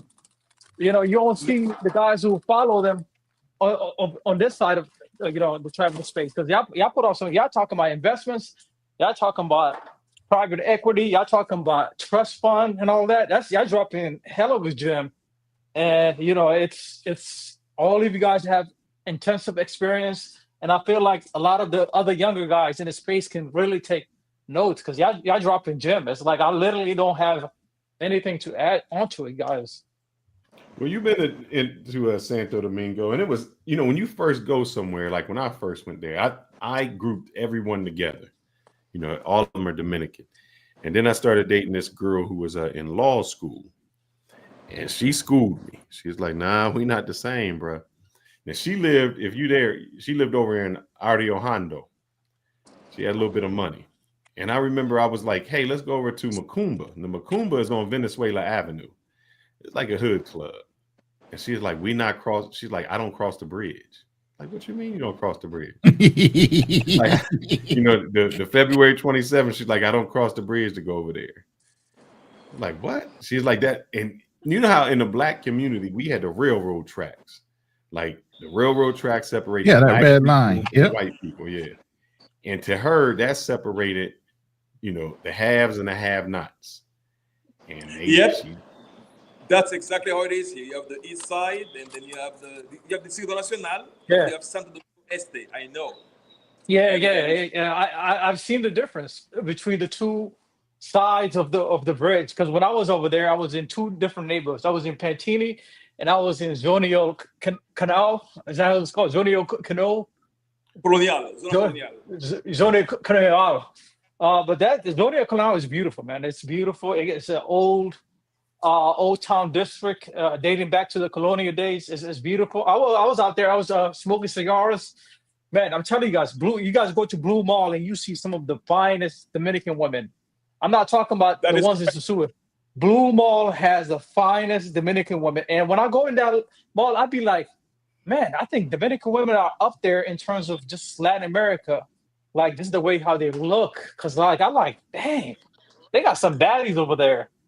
Yeah. But yeah, like I was saying, y'all dropping game. Y'all dropping very, very game, man. The only thing, have y'all done a live on telling these young dudes, retiring early, FIRE? There's a movement going on right now. It's called FIRE, Financial Independence Retire Early thing. What's your thoughts on that movement? I mean, it's wise if you can get people to pay attention to it. That's the problem. Everybody's so much into the goddamn Jerry Springer. I'm paying attention to it, bro. Like y'all always see me y'all chats and in your panels, so I'm taking notes. So what's your thoughts on that whole movement? Like, what did it stand for again? FIRE stood for. So it's FIRE. So it's financial independence, early retirement. Okay, I'm gonna take a look at it and then analyze it, because here's the thing. I mean, it's basically okay. Let me just summarize it quick. Basically, it's younger people that have a 10 to 15 to 20 years plan to retire early, and they what they do is like they save and invest hard upwards into 70-60% of their. Yeah. So well, here's the thing. It's me. I want to be honest with you. Growing up, and when I was in corporate America, I never really anticipated living off retirement. Why? Because my dad didn't live off retirement. He accumulated lots of assets, was able to be liquid, and so my frame of thought was always from the beginning. I mean, of course, I went to school in the state and this and that, but the whole concept of retirement was like, to me, the idea of retirement is to live better than when you were working. That's my idea of retirement, to be able to have a very comfortable lifestyle that, or at least maintain, but you will find out that when you retire, you have to make some adjustment nowadays, unless you have accumulated. Nowadays, it's a bit easier with for the new generation, with the stock market and so forth. In my case, was pretty much, the time I dealt with 401k was maybe 2000. So it's been 20 years. So I was able to shift the focus into real estate and create residual income, and it hasn't been easy. I did gold trading. I did a little bit of everything. I've tried multiple business. I've succeeded in some, failed in others, but the struggle continues, because the thing about it, when you're independent, it's not easy, because it's that constant fear for the market to crash, or and be able then, because you have responsibility. Now it's not you have employee to keep up with. You have sometimes realize that you have a good entry, you have a good income, but at the end, when you look at expenses, you're like, wow, what do I need to do to be able to have something that can take care of my daily expenses and be able to, So now I'm working on getting something that like just a business that will take care of just my expenses, so I don't have to, Right. Because, but tell the truth, strictly. Even if we're in, I call myself semi-retired, because we ain't never going to stop. Never. We always, because our mindset is so much in the business, we look at angles. That can make money. What do I need to do to leverage that? Exactly. And listen. So you never stop. You might say I'm semi-retired, but you're not like struggling to do whatever you want to do, basically. Yeah, that is correct. But I'm always brainstorming, especially nowadays with, imagine, in my younger age, crypto was something. If you were to talk about crypto, I was like, this is impossible. It doesn't make any sense. So it had defies all the odds of economy when you look at it. You're like, whoa, But we look at the whole blockchain concept. It makes sense, but yet it's still volatile. Non-tangible. Exactly. I can't touch, taste, or feel it. You ain't got my attention for long. Exactly. I agree. So, but the other day I saw you. You guys went on live. You guys talk about crypto, right? I think it was on your live, Ronin. You were talking about crypto, I believe. Yeah, I've been on several different shows between Obstacles to Opportunity, and then I was on Nova Star's show, and we were talking about crypto and XRP and the XLM version, because that's going to be big. If you guys are listening, XRP and XLM are actually going to become standards, because with crypto, it can take anywhere from 5 to 10 minutes for a transaction. with XRP, and President Trump just signed something into law not more than a couple days ago. XRP can do multiple crypto transactions in seconds, and I'm talking hundreds of thousands of transactions. So XRP is the global corporate standard. XLM is the local standard for cryptocurrency transfers. So when somebody buys something, they have to use that blockchain in order to transfer it quickly, if you don't want any delay in the transaction. Hey, I'm gonna be rolling off. I'm getting pinged by my boss, but I'll tell you this: I got a presentation. I'm doing AI now, so I got. Oh, hey, AI is the new wave, guys. Like, I know you gotta go Fitness, but AI is the new wave, and it's either you invest in AI or learn AI or get left behind. Well, y'all already know I'm learning AI, so you already know. I'm my videos and stuff. I'm doing both. I'm doing both. Things. I'm investing and also learning AI. I'll tell you two things. The reason it doesn't work is sacrifice. A lot of people won't sacrifice. I knew a gentleman that he worked with me, and he's well over 6 figures, and you would not know it. I mean, he got him this is how crazy it is. He got him a little trailer that he would park in the parking lot. That's where he would live. It cost him like $10,000. He was living out of that. He spent no money and put it all away. And then when he got to 30, he made the decision whether he wanted to work or not work, because he had well over $1 million. And to the person that says the moment you retire, you get old faster, that is incorrect. It's the moment that because when you retire, that just means you stop working for someone. But if you can get to the point where now you can do what you want at any time you want, now it's not a job. Now it becomes fun and exciting. Yes. Meaning you have your money, and if it's able to pay you interest, that means you can survive off of that. Now your time is meant for you to develop whatever it is you want to multiple income streams. Correct. Whatever. So, like if I want to yourself too. Yep. So if I retired and I got this money, I say, you know what? Now I want to do YouTube. Now I can really do YouTube as much as I want to, dedicate however I want, do however it is that I want to do it. And that's the difference between retirement. What happens is, because my brother he works for the government. He works in security, I'll say like that. They say that after he retires, the average lifespan is 5 years. Yeah. So, I mean, the statement is half correct in the way he said it. Mm-hmm. The moment you retire, you do get older faster because you don't have any drive or push to do anything. A lot of guys grab that retirement watch and they sit in their house. Yep. And the next thing you know, they dipped off. They have nothing to look forward to. You got to always have something to look forward to the next morning. You got to always have something driving. Their work is just is that job. That's it. Their life is the job. Yeah. And after a lot of people don't understand. It's like during your retirement years, it's like you also got to work on your fitness. A lot of people, what they do is like they just sit in the couch, eat ice cream every night, get obese, watch TV, sit on the couch and all that. Nah. I mean, I wouldn't be doing that when I was retired. The more time I have, the more time you should focus on yourself mentally, financially, spiritually. There's a Japanese term for that called ikigai. Look it up. But go ahead. He done dropped again. What's the name? Was that fearless? Ikigai. I'll pull up a chart and what it means. It's a Japanese term in Bushido.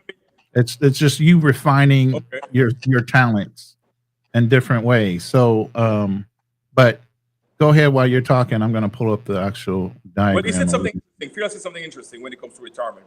Me, I've always had that entrepreneurial mind. And when I got a job, it was because it didn't go well or to supplement an income. But my mindset was always been into entrepreneurship because I like to manage my own time. And then my first business was, I remember, it was in 95.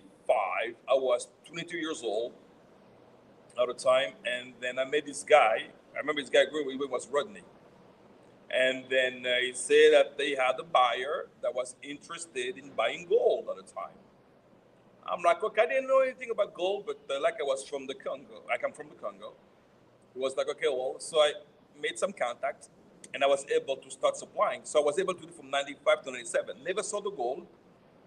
It was all I was just the middleman, and I made. So I was buying the gold at the time. I can remember. I think it was like 25% below the market price, and then so I made a good profit. Nice. Yeah, bro. So I did for 2 years. I did that, but in '97, that they had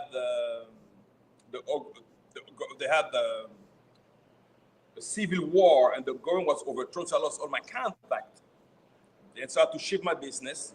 So, but then what I started to do, I had a luxury car rental company. The only luxury car rental company in Washington D.C. was called Rentalux. It was on 61 Pennsylvania Avenue. So I was renting luxury cars to everybody, all the athletes, during the All-Star Game '97. Remember, all my cars were rented. I had a fleet of Mercedes-Benz, Ferrari, just name it. I took about 45, 47 cars at a time. But business was good, but then I realized that the down part of that business was when you focus on a luxury car, those cars has to be impeccable. People get drunk, they will scratch your car. Then once the car's in the shop, you start losing money. You start losing that daily money or that whatever, and therefore they will give you a rental. But the rental is not the same car. That's one thing. And then another car get into a crash. They start realizing that the overhead is too much. Then I realized, okay, what I need to do, I need to add the fleet of normal cars, but it was just too complicated. Then let that business go, sold it. They had to reinvent myself again. Now what do? Like I'm a network engineer. What I did, I started working as a network engineer, while working on the business. Let me see. Yeah, and I tell people I live lifetimes, and I think you can stand on that too strictly. Each time you transition yourself from one type of personality that you are, type of job, you're living a new lifetime. You're re-educating, you're building yourself, and then boom, you go through another transition in life. Even when it's in marriage, when it's in business, you're still transitioning. So you're always living different lifetimes. Like my teenage years is different from my 20s. Right. So the longer you live, you're always going to be transitioning. Ikigai is a term that they use where you just start to accentuate different passions, your mission in life, vocation, profession, and you just refine it until you're so good at things. Japanese study years to do something correctly. You know how they say every 10,000 hours, it makes you a professional or an expert at something. They just refined that into a word, and they broke it down into 4 different areas of passion, mission, vocation, and profession. And you just go into it, and you just keep on refining it and refining it and refining it and breaking it down to where it becomes second nature. Just like in the military, you do so many things redundantly and so many things that your body reacts by muscle memory before you think. So as you spend time in retirement or semi-retirement refining certain things and practicing certain things, you become so adept at it, you don't think about it, it just comes out. Yeah, you've internalized it. But there's two sets of arguments to the side of the story. And Roland mentioned an interesting point. Primo mentioned an interesting point. It's like, because some people are saying, oh, after you retire, you're gonna be dead, and you're not gonna have a hobby, and you're not gonna have a work something you can look forward to. And I'm like, bro, that time now you be using that time to, as you said, Roland, to improve yourself. Now you have time to self-develop, learning that new hobby you always wanted, work that job that you always wanted, but that didn't pay much. But now since you retired, you have that extra residual income coming in. Now you can work on that favorite job you like for part-time. You see what I'm saying? So it's a quite blessing. I give it up to the people who are able to retire early. I'm on that mission right now. Because like in this space, this is not something that is talked about. We only got how many people in the chat right now? Like less than 10 people. It's exactly. Like when you talk about real shit, it's like a lot of these dudes don't. Ain't nobody got time for that. Ain't nobody got a time for that. They got time for the other shit though. You know what I'm saying? But here's the thing though, man. We're talking about shit that will improve their life. We're talking about things that will improve their life, help them stay longer overseas. Because most of you guys in the space, they want to be overseas. And that's what it does. Like when you retire, able to retire early and work on yourself, but they don't want to pay attention, you know? I agree with you because here's the thing. I mean, like I've said, me personally, I always traveling was for pretty much. It wasn't for me. It was for to learn the culture. I never once in my life traveled for bucks. I mean, it never been part of. Yeah. like purposely for that. I never understood. I'm like, this is new. I'm like,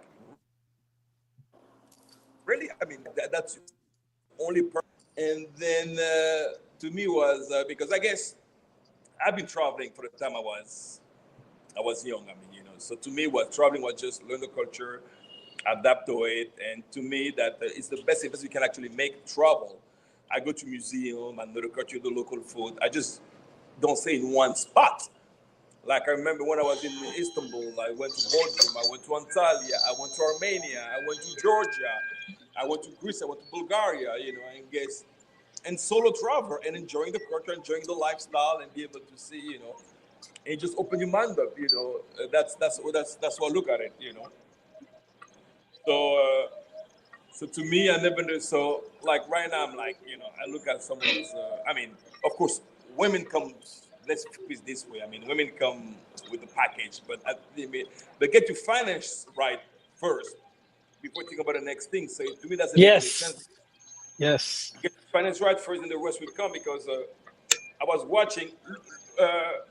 Ronnie, look what I sent you on Instagram. I sent you. Hold on.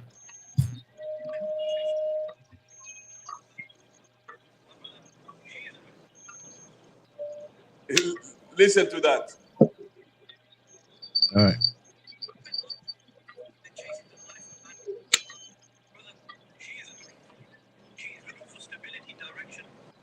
Oh yeah, I love this guy, man. I got a couple of those I'm going to be playing tonight. This brother is on point all the time. Yeah, you see that women aren't chasing men; they are chasing the life a man can provide. My brother, she's looking for stability, direction, and a future she can trust. Work on building yourself first, and the right one will appear when the time is right. Oh, So absolutely. Yes. Until the you. Exactly. Yes. Like I mean, not to brag about anything. I mean, I got when I got the voice, I'm like, you know what? I'm not looking for anything. I'm just gonna chill and relax. And then because, like I said, focus on myself until the focus is you. Exactly what happened. I mean, because then. And also, as I was saying earlier, you evolve over time. I'm older now. I know what I like. I know what I want. I know what I'm looking for a woman. So I won't settle for any less than that. If she can have the minimum requirement that I'm looking for, what I'm looking for, I mean, she has to have her own job, her own where she doesn't need me to survive because I don't want a liability anymore. So I want a person that can actually be self-sufficient, and I'm just an added value. But not the main core, because at the end, you turn yourself into a bank. Yes. I was a bank for 3 years. I got tired of it. Uh-huh. I mean, I told you last night how I met my girl. Sound familiar? Exactly. I didn't find her. Matter of fact, I told you she found me, and then I dissed her at first. I was like, "Yo, you can't get on a VC call right now and let me know you're fucking real. I ain't got time for you." I agree with you. So to me, I was like, okay, now, and I had a box at my place. She came as a guest. The day I met Begins, and we started to talk. I asked her 3 simple questions. Are you divorced, married, children? She said none of that. I'm like, okay, do you have a job? She said, yeah, what do you do? I'm like, okay. I'm like, okay, well, she's fine. She meets my requirement. She qualified. I'm like, okay, so let's give it a shot, But otherwise, she said, I don't have time, but I know other women that are, I could say, that physically look good, but they're missing all those different things, And especially the other day, I was talking to a girl on Insta, and I've met her, but her Spanish is worse than mine, and it's her native language. So I'm like, I'm doing that. She write with, I mean, her writing was filled with grammatical and orthographical errors. I'm like, I can deal with something like this. It doesn't make any sense. I can speak your native language better than you do. So to me, it's a red flag. I'm like, nope, disqualified. Because we have to have a minimum of education, minimum of where you can actually, I know you can survive on your own, not just looking at your meal ticket or your lottery ticket. Exactly. So yeah, at least the potential to do something, that's, to me, is very important. Yeah. Hey, Primo, I am the IUL king, my brother. IUL king. You understand me? Really? I used to train people on IULs. Once I discovered IULs in the insurance business, brother, it was the best thing since sliced bread. Fuck a 401k. I mean, don't turn down 6 points or 12 points if the company's willing to give it to you. But at the end of the day, you can jump on the IUL real quick. You know what I'm saying? So yeah, I love IULs. Most people don't know about them, but yeah, I'm an IUL king. That's usually how I structure a lot of my retirement and financial planning. I tell my clients to get into those, and I structure them. I load them heavy up front for investment. I don't use them for death benefits. I use them as a retirement benefit because that's tax-free money, baby. You know what I'm saying? All the loopholes they have in life insurance. Okay. Yeah, that's all these certificates, man. All these certificates behind me, they ain't there for looks, brother. It's, you know what I'm saying? Yeah, I they wanted me to New York Life. A whole bunch of other people wanted me to do stock trades on the market, and I was like, look, I don't like risking people's money. I'm sorry, I can't live and sleep comfortably knowing that I'm going to get a commission while my client is losing money. So I developed different plans and looked at different things in the market where you can retire. And the game is to be retired tax-free, not taxable. So as you get into retirement, you start looking at tax-free vehicles to retire in so that you can minimize how much Uncle Sam takes out of the money that you liquidate at the time you need it the most. A lot of people don't understand that either. 401ks are tax deferred. That means when you go to liquidate those, you go to touch them at any time, Uncle Sam's getting his 30+% off the top before you get it. You get in the IULs and everything else, you can take money out of that. That's tax-free money. And it grew tax-free. You never take taxable money or tax-free money and put it in a taxable investment. You know what I'm saying? Yep. The next card you get, it's tax write-off. Or matter of fact, it's not even taxable. You can go pull out money out of that IUL, pay for that money in cash, and you can either pay the loan option back, which is a benefit, or you don't. It just gets subtracted out of your death benefit. But I don't want to get into I love talking about that shit, bro. That's my thing. You know what I mean? But yeah. You know, the biggest thing is getting to a point where your liquidity is high and you're in tax-free investments with a minimum amount of taxable income at the end of the day. You know, and like I said, never turn down free money. If a company's willing to, and that was the whole thing behind pensions versus 401ks. Ted Bennett is the inventor of the 401k, and he will tell you right off the bat, it was never invented as a retirement vehicle. It was not. It was meant for executives that got huge bonuses to put up temporarily around Christmas and to utilize as a way of getting a secondary income before they utilized it and took that tax hit. You know, but yeah, bro, that's my thing, bro. Yeah, I've been doing that since 2011. Yeah, 401k is like it's always you gotta have a diversified avenue of retirement income.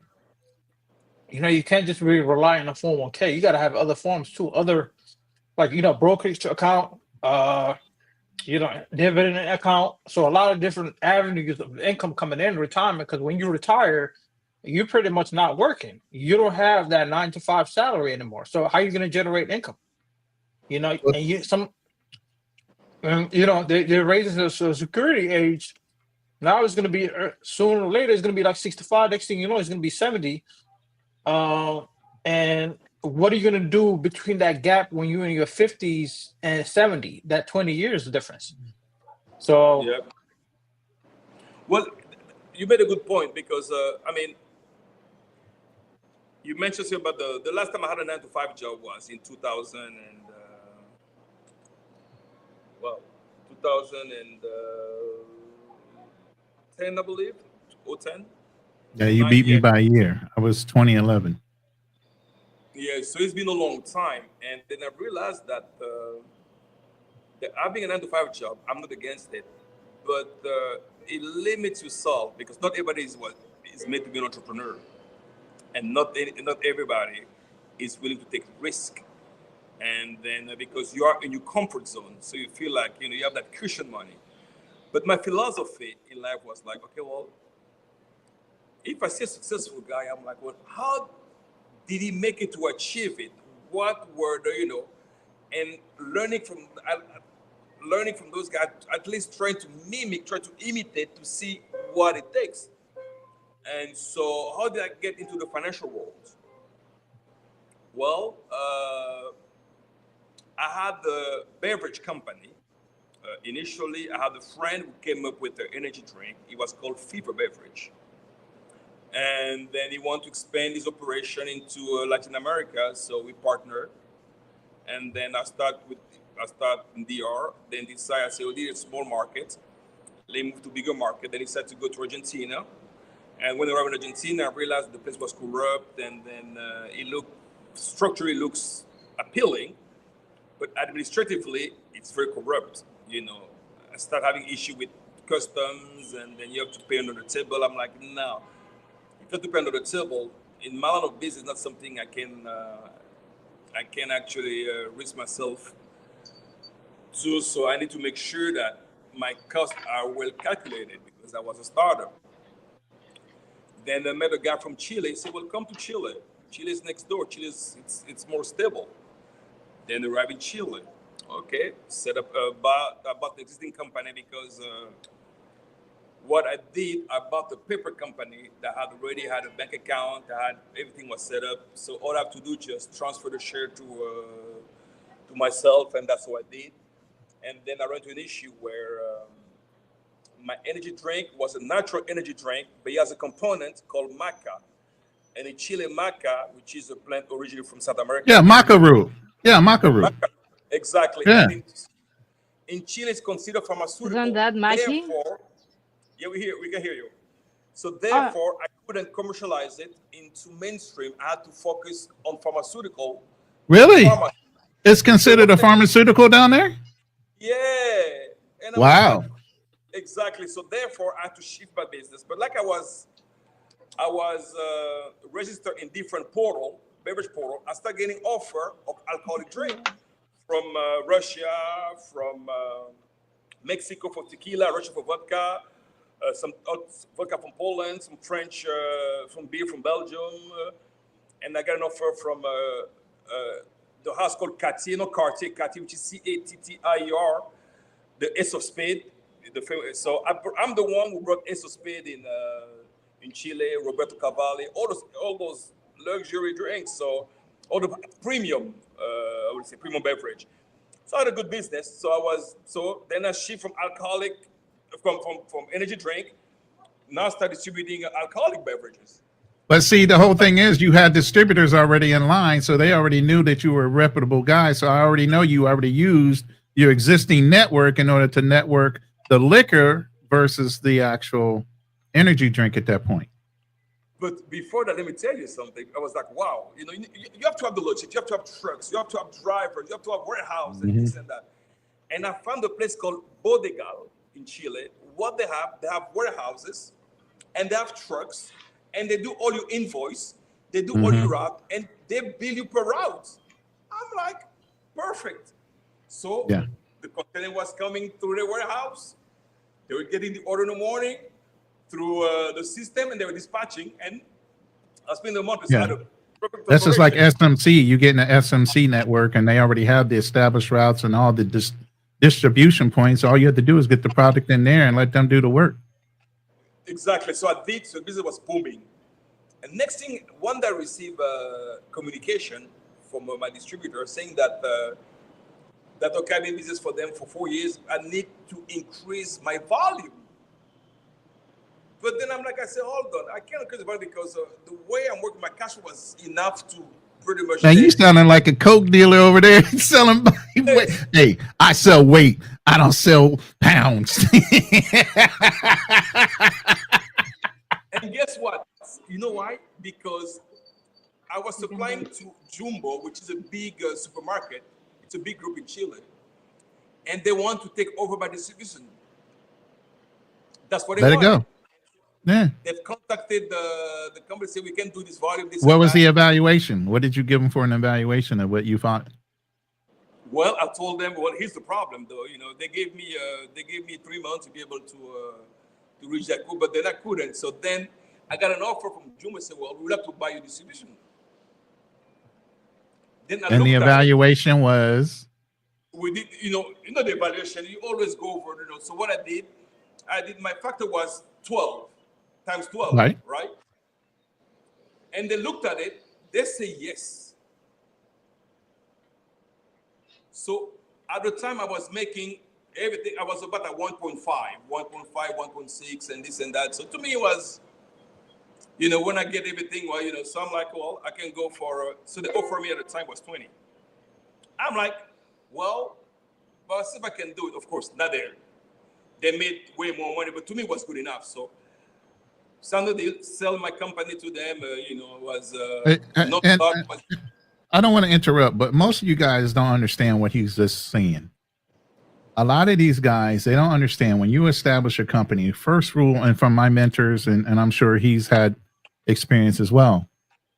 My mentors have always taught me when you start a business, yes, it's your baby, but eventually it gets to a point where you can't be so in love with your business that if the right number comes across the table, you don't want to get up and walk away from it. Some people want to hold that baby from its inception until it goddamn dies. That's not what business is about. You grow it to a certain point to where it has a high evaluation because you grew it with your own sweat and tears, yes. But the evaluation is so much greater than what you started with as far as income. You should be able to sell it. You still have that same constructive mind. You still have that same ability to start another company. But if the right number comes across your table, you should not be so tied up in your business that you can't walk away for the right number. You can always start another one. And what he just said, I just flipped over and started another one. So understand these words that are coming out of his mouth are actual facts. That exactly. So I took the cash. I'm like, okay, well, then, another opportunity came up. I met this guy. He had a brokerage company. And he was looking to expand his horizon. And like I'm from Africa, originally, he told me from the Congo, he said, well, there's no secondary market in Africa. Very few countries have it beside, I wouldn't say this is not, but very few, beside Nigeria, Kenya, and South Africa at the time, none of them did. And the Congo, it's a cash society. So let's offer service to those clients so they can invest their money instead of having their money into a bank where the fees are high. The money is just standing there, standing still. Let's offer them our services where we can actually higher interest than sitting in a bank. So okay, we went to the Congo. We met a few clients. After 2-3 meetings, they say yes. Too much just to try, but the problem. What the problem was? The guy was paying a commission, and I bring the client. And pay me a commission. I'm like, I said, hold on, we should be partner. He said, no, I can't do this. I'm like, okay, no problem. I said, I have the client, but I don't have the platform. So what I should do, I have enough cash to be able to qualify for a platform. So I went ahead and teamed up with some ex-banker in Chile. They established a company. Then we got a brokerage license. Then I start contacting my client. I say, well, here it is, application we have. You can switch your account from Fit Research to Asset Management Fidelity. which is my company. And they said so the much of the client because I was the one who brought them the business. So the guy I was working with. Next key: people buy from people. They don't buy from company names.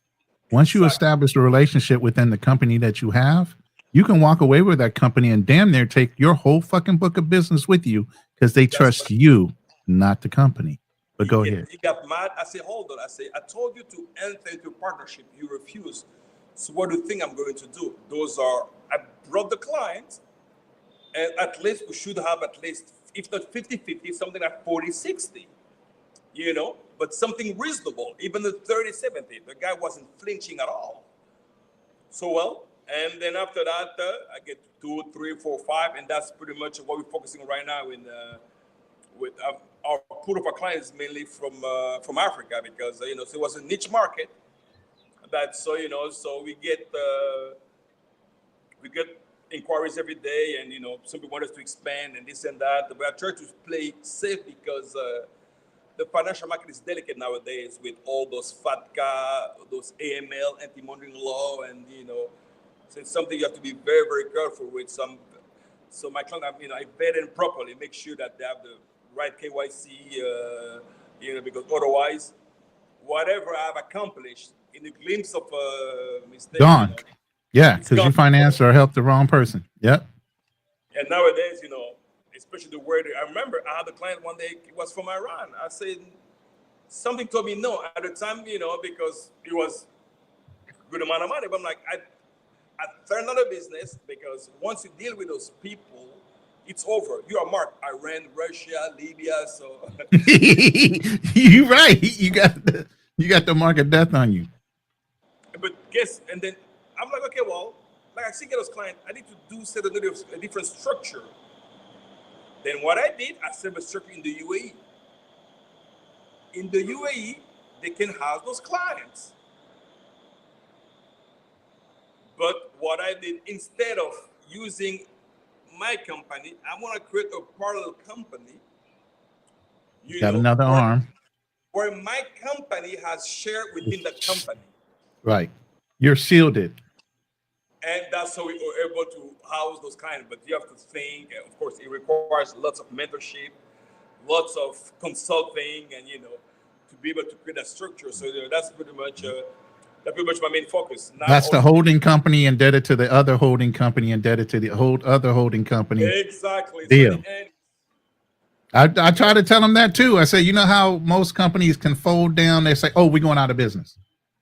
They didn't really go out of business. They had holding companies. Each holding company owned a certain asset within the company. They're indebted to those holding companies. They close their doors one day with one name. They open their doors up the very next day with a different name. And it's actually the same business. And they can't go after anybody because at the end of the day, the company that actually was in business was indebted to all the other companies that actually held all the assets. Like, okay, so when I say that Trump went bankrupt multiple times, he did not go bankrupt. His company did. So, and people don't understand that sometimes you have different chapters when it comes to bankruptcy. You can do company restructuration. It's not a bad thing. People need to understand. Those are just paper game. Very easy. Yep. So, Ronnie, are you a financial planner? What are you exactly? What is your expertise? Well, let's put it this way.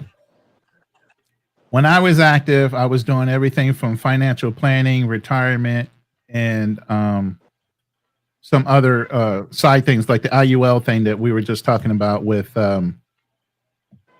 Primo. Okay. I never wanted to get my Series 6, Series 7. I told you that. I wanted to sleep at night.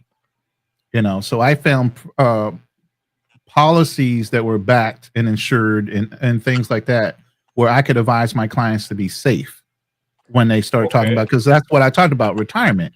Retirement should be low risk value, but high gain if you can get it, and then liquidation is another thing that I looked at.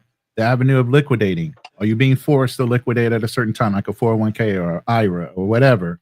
At 70, you got to start taking that money out. And then after you're being forced into taxation because all those things are tax deferred. So I'm like, how can I get my clients into tax-free vehicles where when they're in retirement, even though they liquidate it, or even before, if they need to gain access to it, maybe they don't have the funds to pay it back. They're desperate. So I looked at all those avenues when I started formulating a way of advising my clients.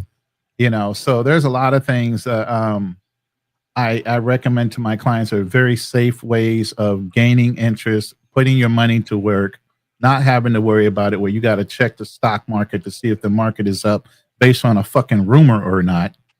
You know what I'm saying? And you can grow at a steady clip of anywhere from 7 to 15 points. What's the old phrase they used to use in the stock market? If I can get you 20 points on an investment, you let me kiss your baby and watch your child. Well, I can guarantee you I'm going to get you at least 7 to 13 tax-free points. You get what I'm saying? On your investments without having to worry about a damn thing. And even if the market takes a dump, you don't take any hits. At least you would gain 2 points. And do you need any type of certification in order to do so, or no? Well, yeah, like an IUL, you can load that, you can front load it, you can back load it, you can drop as much as you want in the initial deposit of an IUL. Now, there's other vehicles where you get limited on how much you can deposit at any one given time, but there's no law against you having multiple policies. It just depends on what you want to do. And what you hear where people say, oh, I self-bank, I can bank myself. Those are the kind of policies. Even Tony Robbins talks about a policy in one of his money books. And the policy he's talking about is technically an IUL, but he's not going to call it an IUL. Okay. There's a way to load IULs because it's already tax-free money or money that has been taxed. The biggest thing when you load an IUL, load it with tax money. This is the biggest issue. And one of my mentors told me this, is that Alex, by the way, my name is Alex. He says, when you teach your agents, because I used to train a lot of brokers or a lot of agents. He goes, let them know this is the fastest growth to wealth that anybody can get is by buying a life insurance policy. The biggest transfer of wealth that you can get to anybody in your family, say you guys come from nothing. If you have a life insurance policy that's worth $1 million, $2 million, when you die, you are just about to change the trajectory of your whole family with that policy if it's set up right. And if you advise the people that are inheriting the money what to do.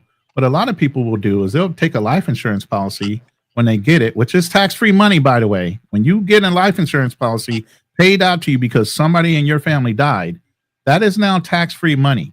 Guess what the fuck they do? They go and run it into something where you got to pay taxes on it after you get done growing the money. No, you put it in a tax-free growth vehicle to where it continues to grow tax-free. You don't put it in something that's taxable, so when you go to touch it and you actually need it, all of a sudden you got to pay Uncle Sam or whoever off the rip. What sense does that make? It doesn't make sense at all. But people do it. Okay. But people do it because they're not thinking out. Like I said, I am an out-of-box thinker. That's all the ways I've been. My major is architecture. So if you look at an architect takes something from nothing and makes it work. Builds buildings, does whatever. That's my mindset. It's always been my mindset. And the quick question, and then those IUL, it's offered by any insurance company, or there's a specific insurance company that... There are certain policies. There's a lot of policies out there, IULs. You got to look at how they're structured, and you got to advise your agent because some agents don't understand how the policy works. I was so good and keen on how the policy worked. I used to teach my agents how to front load them. There is a certain button that you can push when you actually structure the IUL. So it's front loaded for interest gain first versus death benefit. Because the benefit of a life insurance policy, one, is that when you die, your beneficiaries get the policy, right? But if you're front loading it for interest, you're using it for retirement. You don't care how much is left by the time you die. The death benefit is going to be the death benefit. And if you're liquidating it during the time that it's a death benefit, whatever you took out as loan options, which were tax-free, it's just deducted from the overall death benefit. So if the policy is constantly growing, you're constantly contributing into the policy, but you're taking out loans every once in a while in order to finance other things or whatever tax-free, You get what I'm saying? Even when you die, the policy is still accumulating at a clip of 7 to 13%. There are some IUL, there are some annuity policies that you can drop $250,000, $300,000 in it, and even though you might outspend the $300,000 you initially paid for, it doesn't matter. It won't end until you fucking die. Okay, and those are the policies that I look at, and I found within my industry that I usually would recommend to people depending on their situation. You can't get an IUL because you have medical issues because it's a life insurance policy. Then there's situations like annuities, Roth IRAs that you don't have to worry about a medical background before you can get those policies. So the counterpoint to one thing is another. You get what I mean? Okay, and my other question is, those type of policy, are they available? Is there any restriction? Like I said, the only thing on the IUL that's restricted for you would be your health. Okay, my question is, can you offer the service to African, for instance? Can you? If it's available in Africa, that's the other thing. The company has to be wherever that person is to cover them, or they have to be here in the continental United States to buy it. They have to be close to the agent. The agent has to be either in their presence or within, the continental United States when they purchase it. Once they buy it, they can be anywhere. Once they buy it, they can fund it from anywhere in the world. That doesn't matter. It's where they buy it at, your location at the time you sign. So that's what matters. Buy it to the United States, sign the United States, then it's it does not matter. Okay. Where they live. Okay. We have to talk in DM then, because that seems like it's a good. But yeah, those are the type of things I looked into when I started getting in the industry, because I don't like people taking risks.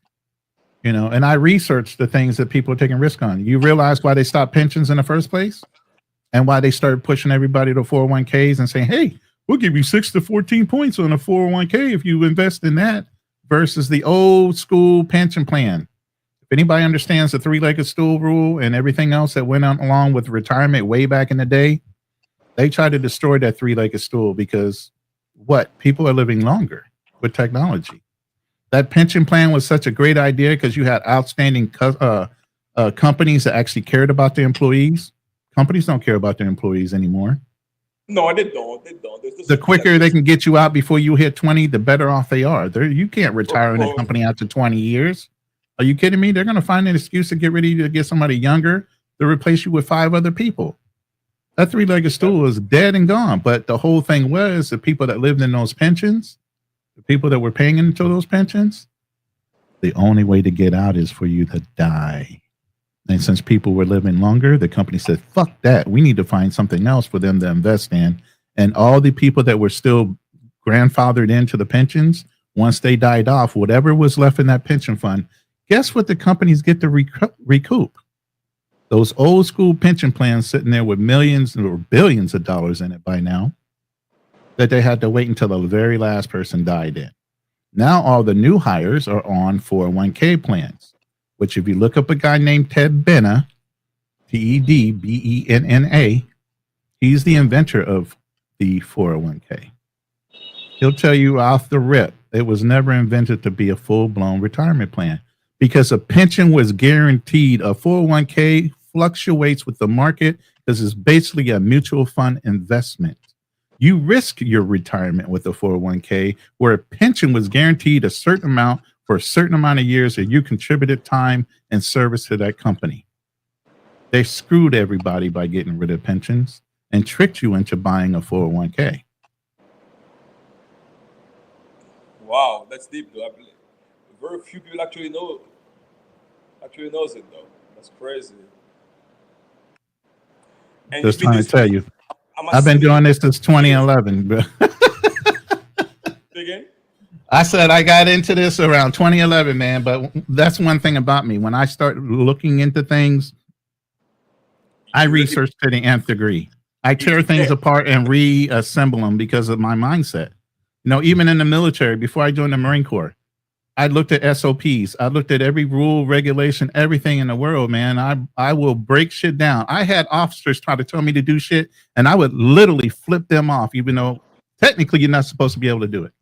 I knew I could, and I'd tell them to go fucking take a flying leap. I was a fucking problem, even in the military. And so I'm assuming like you work remotely. I mean, you work from home. Yeah, I was doing remote work way before the pandemic, bro. When I left California, it was 2014. I left California. I had over 3,000 clients. I ran an agency for a broker or for a company, and I became my own independent broker. And I was still maintaining over 3,000 clients, and I had about 300 agents working for me. Wow. So I wouldn't have to wake up to do shit. As long as my agents were selling, I was getting a commission. So my thing is double my efforts on my own sales, but I can also replicate that by training a whole bunch of agents to do all the work for me, but to think and act like me. Wow. That's the whole thing about knowledge. Once it's yours, it's fucking yours. Once you know how fucking money works, you can turn the faucet on and open it up wide up, or you can turn it the fuck down.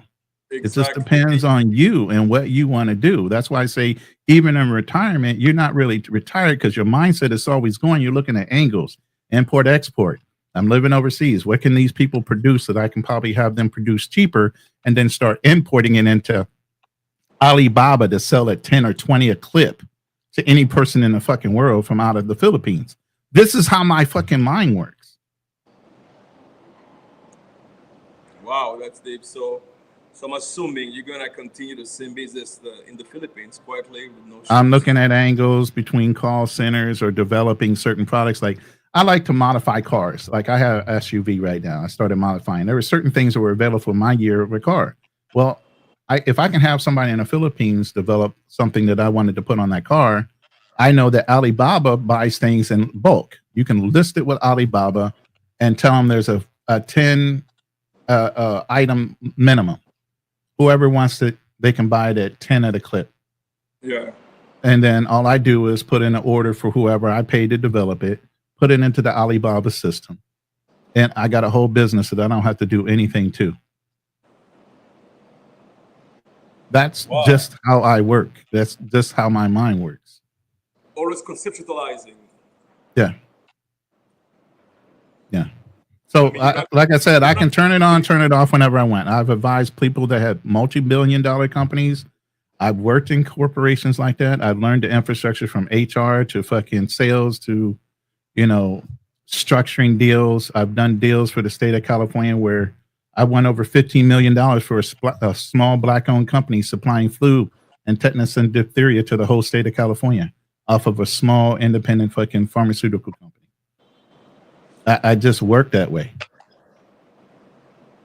That's good, though. That's good. Very good. Yeah. But I mean, your mind is structured the same way. That's what I'm saying. When you hear like-minded people, you start identifying things like, right.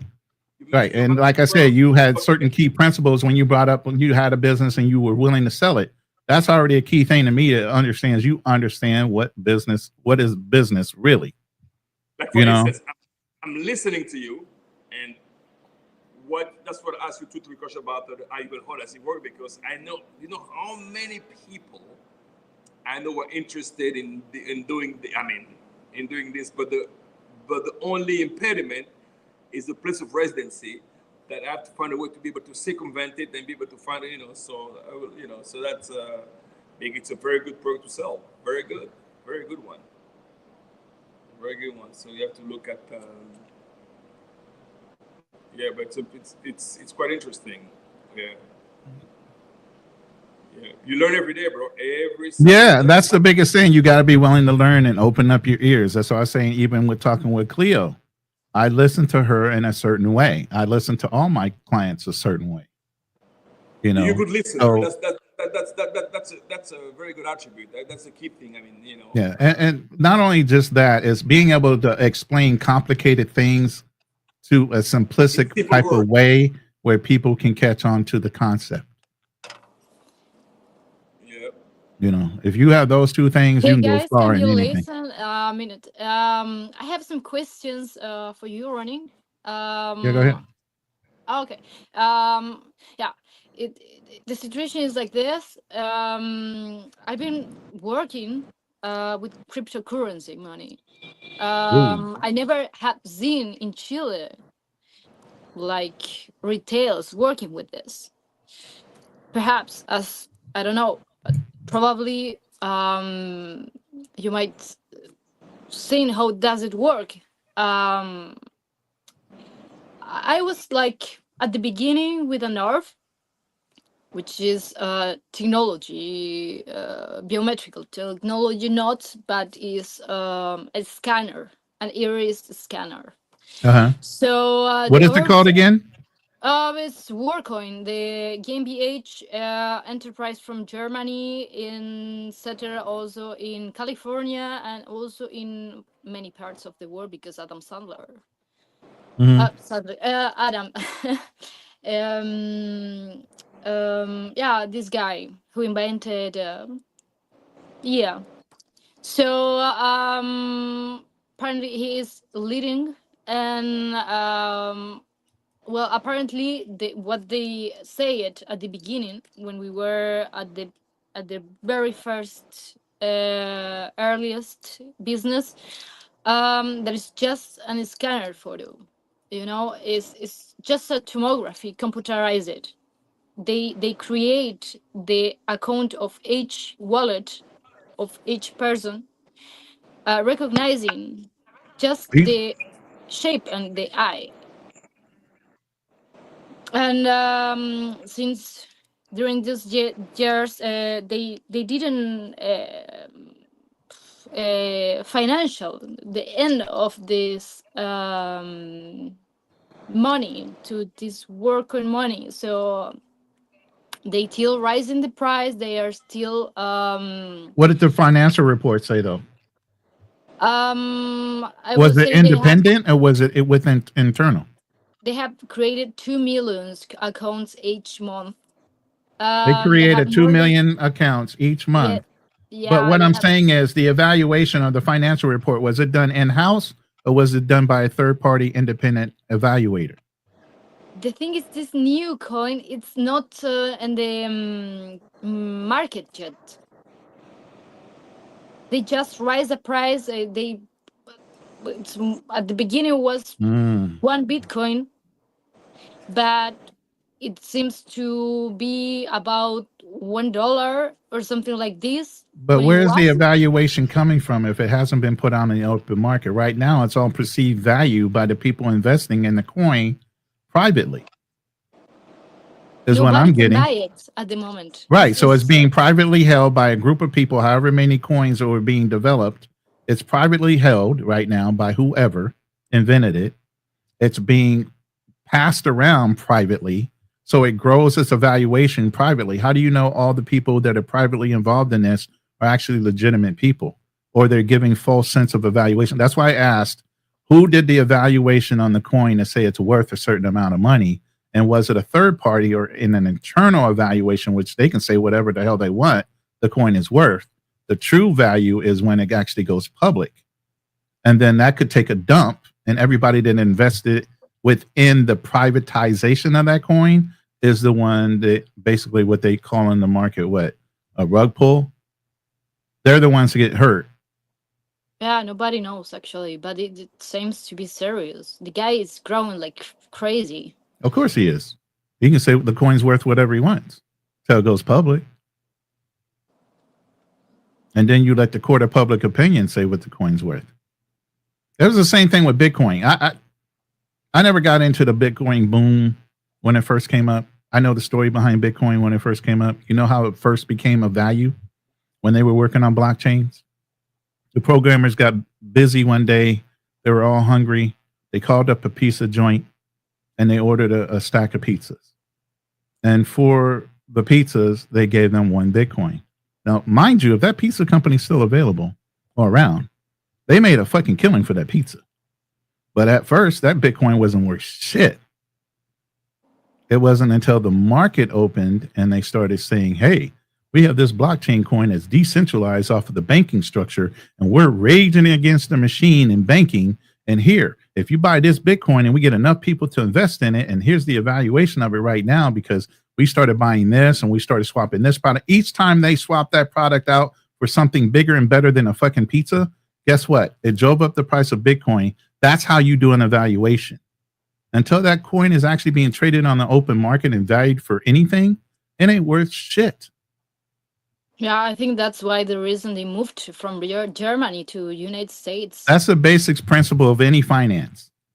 What's the true evaluation of it by an outside source that has no fucking skin in the game? If you haven't gotten that, you ain't got shit. That's just like when you go IPO, individual public offering, for your company.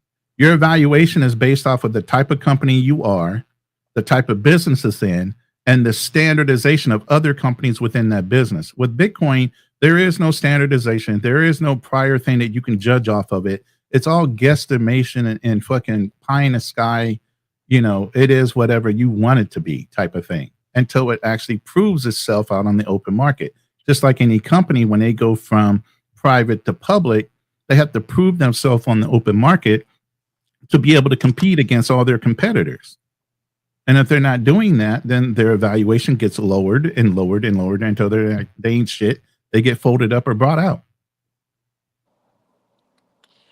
It's not business. It's ones and zeros. If you guys can think like that, ones and zeros conceptually, if there is no fact of basis of what they say the company is worth or what they say that coin is worth, and there's nothing to bounce it off of to compare it against, it is whatever the fuck they wanted to say until they can prove otherwise.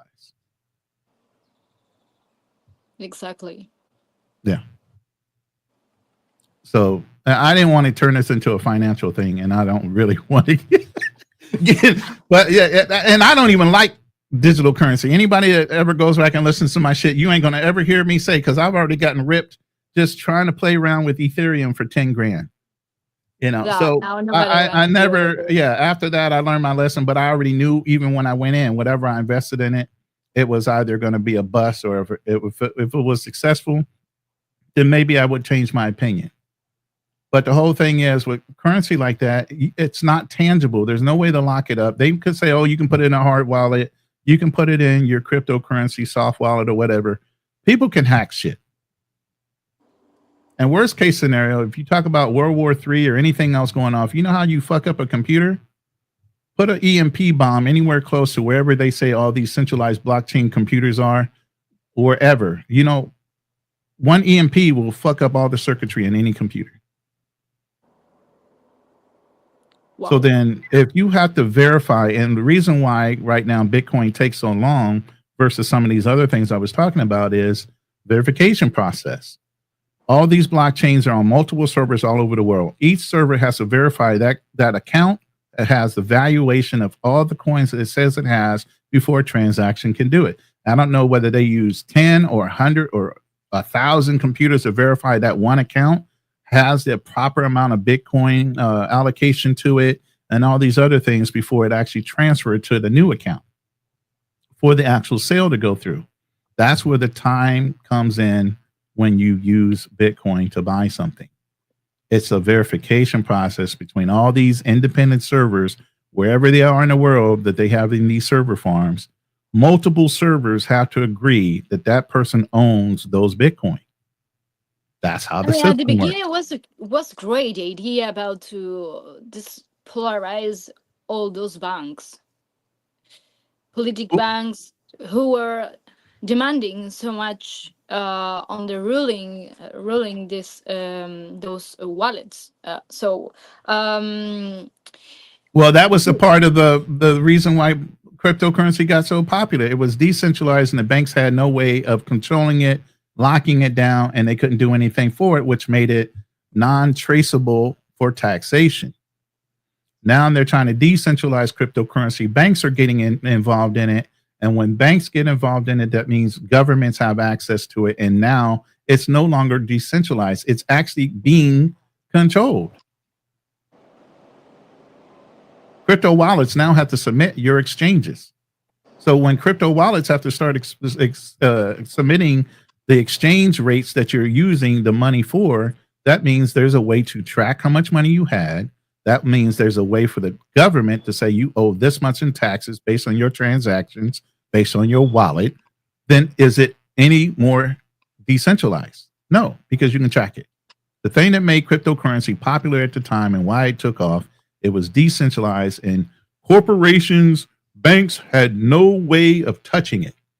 Now they have every way to touch it by just making a couple laws. Regulations. That's all it took. It was a matter of time. But they waited. Think about this. They waited until so many people were invested in it. You can't get out. Now, all this money and growth that you got now can be taxed that you never had to report before. It's sitting in your wallet and it's taxable. It's creepy. They can get you for tax evasion. They can get you for a lot. Yes. And there's nowhere in the world you can hide. Yeah, they could all centralize it to United States. They could or whoever. I mean, it's in every country now. Every country wants their access to those cryptocurrencies because there's a whole bunch of money that was being moved around, but they strategically waited long enough to enough people were letting that money free flow into these accounts that now when they go and collect, it's like a savings account for the banks or for the governments. They let it get so big that now when they go in, anybody has a decent clip, they're going to say, hey, we'll work out a deal with you because we know this is your first payment and you're not used to having to pay us taxes on this money that you grew, but you're going to pay us something. And guess what? The first thing I learned in sales, something is better than nothing when you make a sale. But also something we need to understand, once the US puts some regulation into it, guess what? The whole world will follow. They follow. Correct. Because if you are able to try to open an account overseas, there's a form when they ask you if you're a US citizen. If not, you're not required to fill W-9 if you're tax resident. Think about it. It's a bank form on overseas country because I'm going to tell you what it is. So we can understand the power of the dollar. You know that each bank worldwide have an account in US dollars in any top major bank in the United States. And because the U.S. currency is the what? International standard for currency. Exactly. And to make transfer in dollars, you have to go through a United States account. So if the bank doesn't comply to those rules and regulations, they get fined. They'll turn them down. And run the risk to have their U.S. account frozen. And guess what? That's the end of it. They don't want that. Right. So they don't want that. The US, I mean, that's why I say once you understand how money works, how it flows, where it goes from point to point, and you break that shit down, all this other stuff is a lot of smoke and fucking mirrors. Exactly. For instance, I'm in a DR right now. I want to transfer the US dollars for my account in the DR, let's say Banco Popular, to another account at Scotiabank in dollars. Guess what? You don't see it, but it goes to the United States first, then come to your account. Mm-hmm. So every single dollar is accounted for. And I guarantee you, by the time it gets back from the Americas, they're going to already get their little share and give you a lower exchange rate than what they got from the bank electronically from America. Think about it. Look at the sanctions that were imposed to Russia, where they were able to seize trillions of dollars they have been assets in U.S. banks. Think about it. So, for instance, I was in the Congo. I had a bill of 100 euro. I want to change it. At that time, the exchange rate of the euro was higher than the US dollars. You know what they did? They still change. So you want to change, you're going to change the US dollars because the euro, no one really uses it. So you lost money to pay. You lost money to pay your bill. Exactly. So it's better to have US dollars. So if you have dollars, listen, if you have dollars, worldwide, you'll be good. It doesn't matter where you go. Mm-hmm. But if you have euros, you have people say, yeah, now they have BRICS. They got to come with their own currency. I say, here's the thing. There is no strong Russian bank, first of all. There is strong Chinese bank. But guess what? That's even questionable because they put out false evaluations. Who buys the majority of debts through bond in the United States? Japan is the first one, then China. So they need to buy those debts to be able to stabilize their money. So indirectly, their money is still tied up to the dollar. Right. And like I said, remember I talked about evaluations? It's impossible. Right. You know who evaluates all currency? U.S. bankers go around and evaluate all currency all the time. Why? Because everybody's trading in their fucking money. Yep. So they're You not got a going to top take the bank. You have- company. They're not going to take the country's word for it. They're going to go evaluation the true value of the country. Literally has to prove that their money is worth what it's worth. But look at all those rating, Fitch rating, Ernest & Poor. Those are U.S. company. Yeah. And it's I mean, Swiss. No listen, bank Swiss, in the law. Swiss. I work with Switzerland, and of course, Swiss they had to comply with the U.S. market because let's take a look at UBS, which is the Swiss largest bank. But we need to understand that UBS it's a wealth management.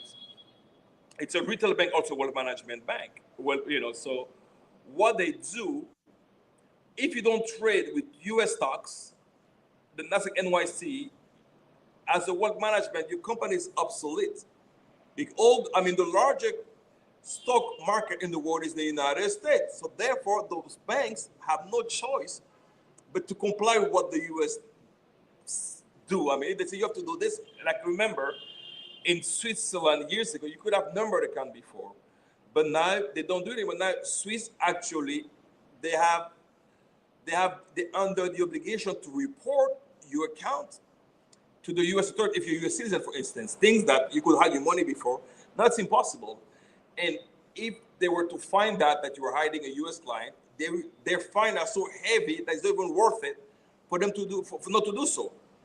And imagine like UBS. UBS is in the United States, is in New York, is in Maryland, is in Connecticut, is in Puerto Rico, and those are Swiss banks, the largest Swiss bank.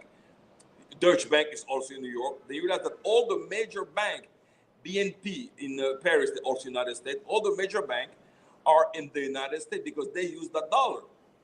Stock market and this and that. And look, if the interest rate goes up in the United States, it goes up worldwide. Right.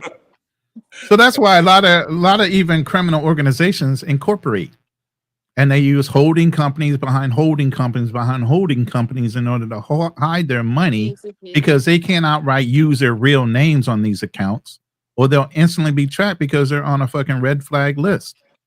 Yeah, otherwise they move. Mm-hmm.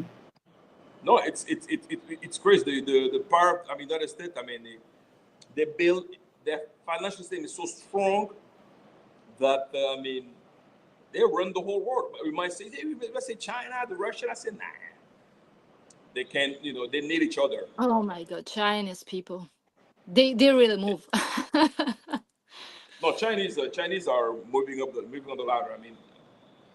But if you can actually combine, if you're Chinese American, for instance, it's the best of everything because you have access to Chinese bank, you have access to US bank, so you can make wonders. That's the advantage they do. But if you're solely American, you're kind of limited in the market. But if you're like American Chinese, that's why those Chinese guys are able to. They get credit in the United States, they get credit in China, they pay the Chinese credit with US money, they pay the Chinese credit with, they pay US credit with the kind they have in China. So they're playing with debt, and that's what they're able to achieve wonders. I'm gonna give an example. I'm gonna borrow $5 million from the United States. It's a loan. Then I put in my Chinese bank account. Then I go to China, invest $5 million. Guess what? Look, I got $5 million in China, but it's a loan from the United States. Then I can leverage now in China with that money. So that's a Then I big get word another right loan in there, China. leverage. That's Then another guess big what? word right there. Now I'm paying my loan that I have in the United States. And next thing you know, you have a good cash flow. You believe is that you can actually keep on growing and growing. That's why people think debt is bad. Debt is not bad. It depends how you use it. There's good debt and bad debt. You need debt to live. That you got to have debt. Nobody lives squeaky clean like that, and it's not a benefit to do that. You have to have offsets. For every good income, you got to have something to offset that income, or you're going to pay taxation on it. Indeed, no, it's deep. As you can see, like I said, it's a very interesting subject, but I think maybe in the long run we need to change the algorithm, the way things works, because I know lots of people who are interested, but the fortunate it's just like there's a very limited audience. It would be good to start having like knowledgeable people on the panel and start, and look in the long run rather than the short, because these travel spaces to me it's nice just for entertainment purposes, but in the long run, it's the same thing over and over and over. And there's no, I mean, you don't learn. There's no real debate. It's all based on gossip and so forth. I'm like, a great mind discuss idea. You know, that's what I like, discuss idea, concept. You know, and then just talk Right. about, you know, average mind event and small mind discuss people. You know, so to me, you know, I'm into growth, and it's very fortunate that it's a very limited audience, but it could be. We can share knowledge and keep on building. I mean, you know, yeah. So today got a podcast at what time? 10 o'clock? 10, right? Yeah, it was about 12 here. No, so but yeah, Ronnie got a podcast too. Yeah, I got a yeah. Matter of fact, I just dropped the thumbnail right there. If you want to pull it up real quick, because I'm gonna have to go and take a break mentally before I get on this one tonight. Yeah, me too. Because But yeah, we have a podcast tonight to stop spanking your children, and it's really about discipline versus abuse and the psychological damage that is caused from either spanking or not spanking your child. But we actually have a live therapist when we do our show, so we actually have a licensed therapist, so we don't go too far off the rails and give information that's not technically sound. You know what I'm saying? But yeah. We'll start at 7 p.m. Central, or 7:15 Central Standard Time, so 8:15 East Coast time. But yeah, that's I'm gonna take a break, get something to eat.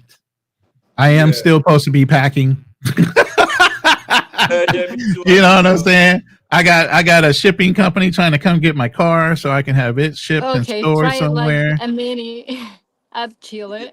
More than welcome. But yeah, pull the thumbnail Bring all up real your quick. what's the what do you your put it? orbs. Yeah, but you're supposed to cameras, send us and- the song on the way out there, Cleo. Where's the thumbnail? What do you put it? It's at What the do you put it? bottom right there. I sent it as an image. Should be something you can share. You see it? Just underneath the main screen. In the main oh, shoot. Yeah. There you go. Oh, ho. So That's a good. yeah, that's you know what? tonight. It's good because I'm gonna tell you. You know, in the DR they have a tendency of spanking the children, right? Mm-hmm. And then my wife initially, one time she tried, and I told her, I said, listen. I said, yeah, because that's how we educate kids here. And I gave her some example of her own cousin. I said they were spanked when they were kids, right? I said yes, but look at them now.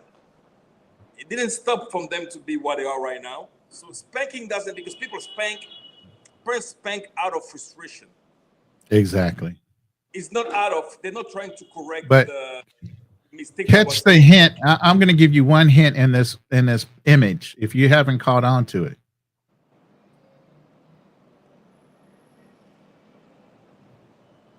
The hint in this image is not just a single mom or a single dad. That's a whole family. Yeah, the whole Remember family, the old phrase, takes a village to raise a child? Yep. That is no longer in any society. Most people don't want you to talk to their child, let alone correct them, Yeah, especially here in America. And that's the problem. So now you're spanking out of frustration, and the whole lesson can be applied to that. But when you have reinforcement of family, your father or mother sitting there and saying these are not the actions you need to be a good, ethical, moral man or woman, it doesn't hit home the same. Exactly. To my kids, I talk to them. Right. I lots of, and then people used to come over and say, "Wow, they have such a good education." I'm like, I say, "Well, you act like you guys are friends." I'm like, "Well, here's the thing. There's lots of communication. There's respect, but respect them too." Right. If my kids want to voice their opinion about this icky situation, about a specific situation, I will take the time and talk to them. You know, because you have a tendency of like, yeah, I'm the, you know.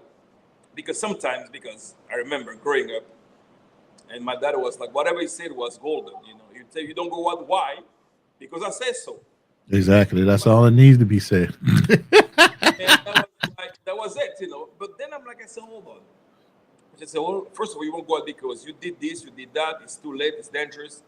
And now they are so used to it that everything, like not too long ago, they wrote me. They say, well, Daddy, we're gonna buy some We're gonna buy some burger. Can we do it?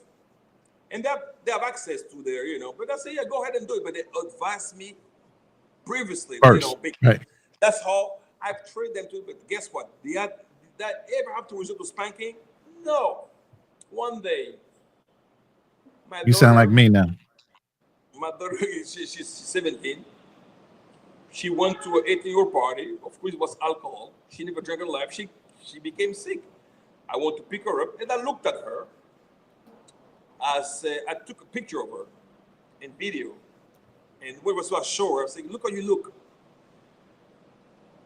She said, "That's me." I said, "No, Daddy, delete that picture." I said, "No, I will never. I will keep it in a vault as a reminder of, look. No, it could have been avoided. You look ridiculous." And say, "Oh, again," but I say, "Yeah." So I just, I say so. Yeah. When we have, because I'm a kid, because you have to be 18, you have to be 21 to drink in the United States. But here, there is no age. Really? Oh my God.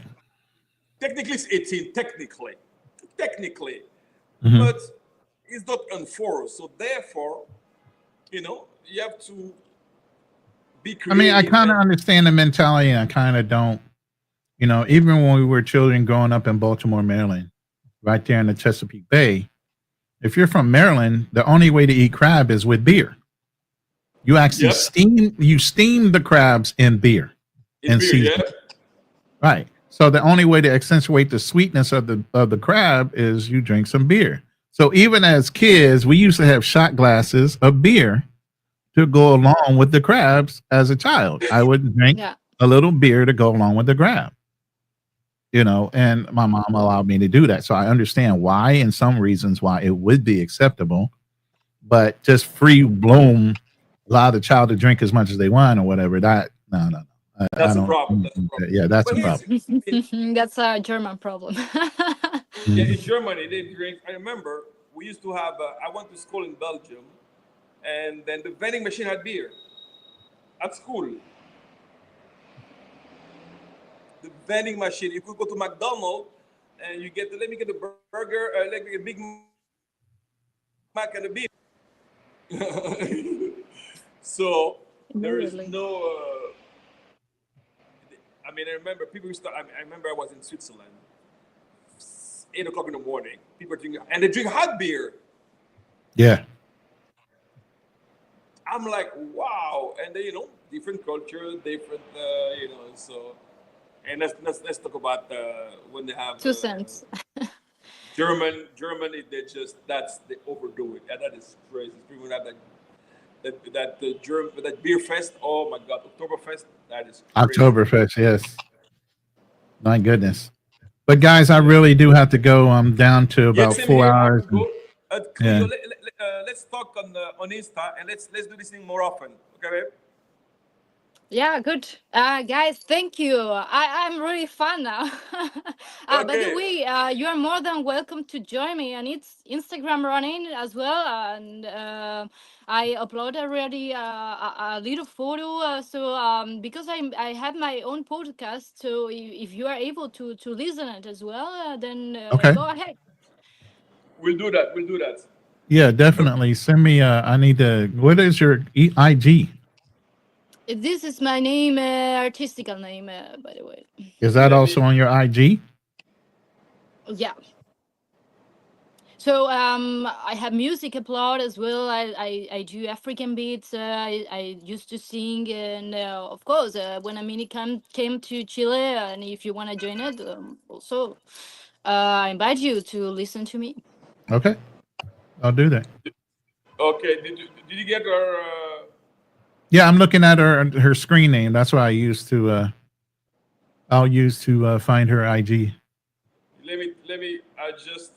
Or text it to me, whichever way you want to do it in the IG. You got it. Yeah. All right, guys. It was a great conversation, definitely. I mean, we jumped around. We didn't stay with marriage, but I mean, we jumped around a lot. But yeah. Bye. See you tonight then. Okay. See you tonight. All right, brother. Thank you. Bye. Bye, Cleo. Bye.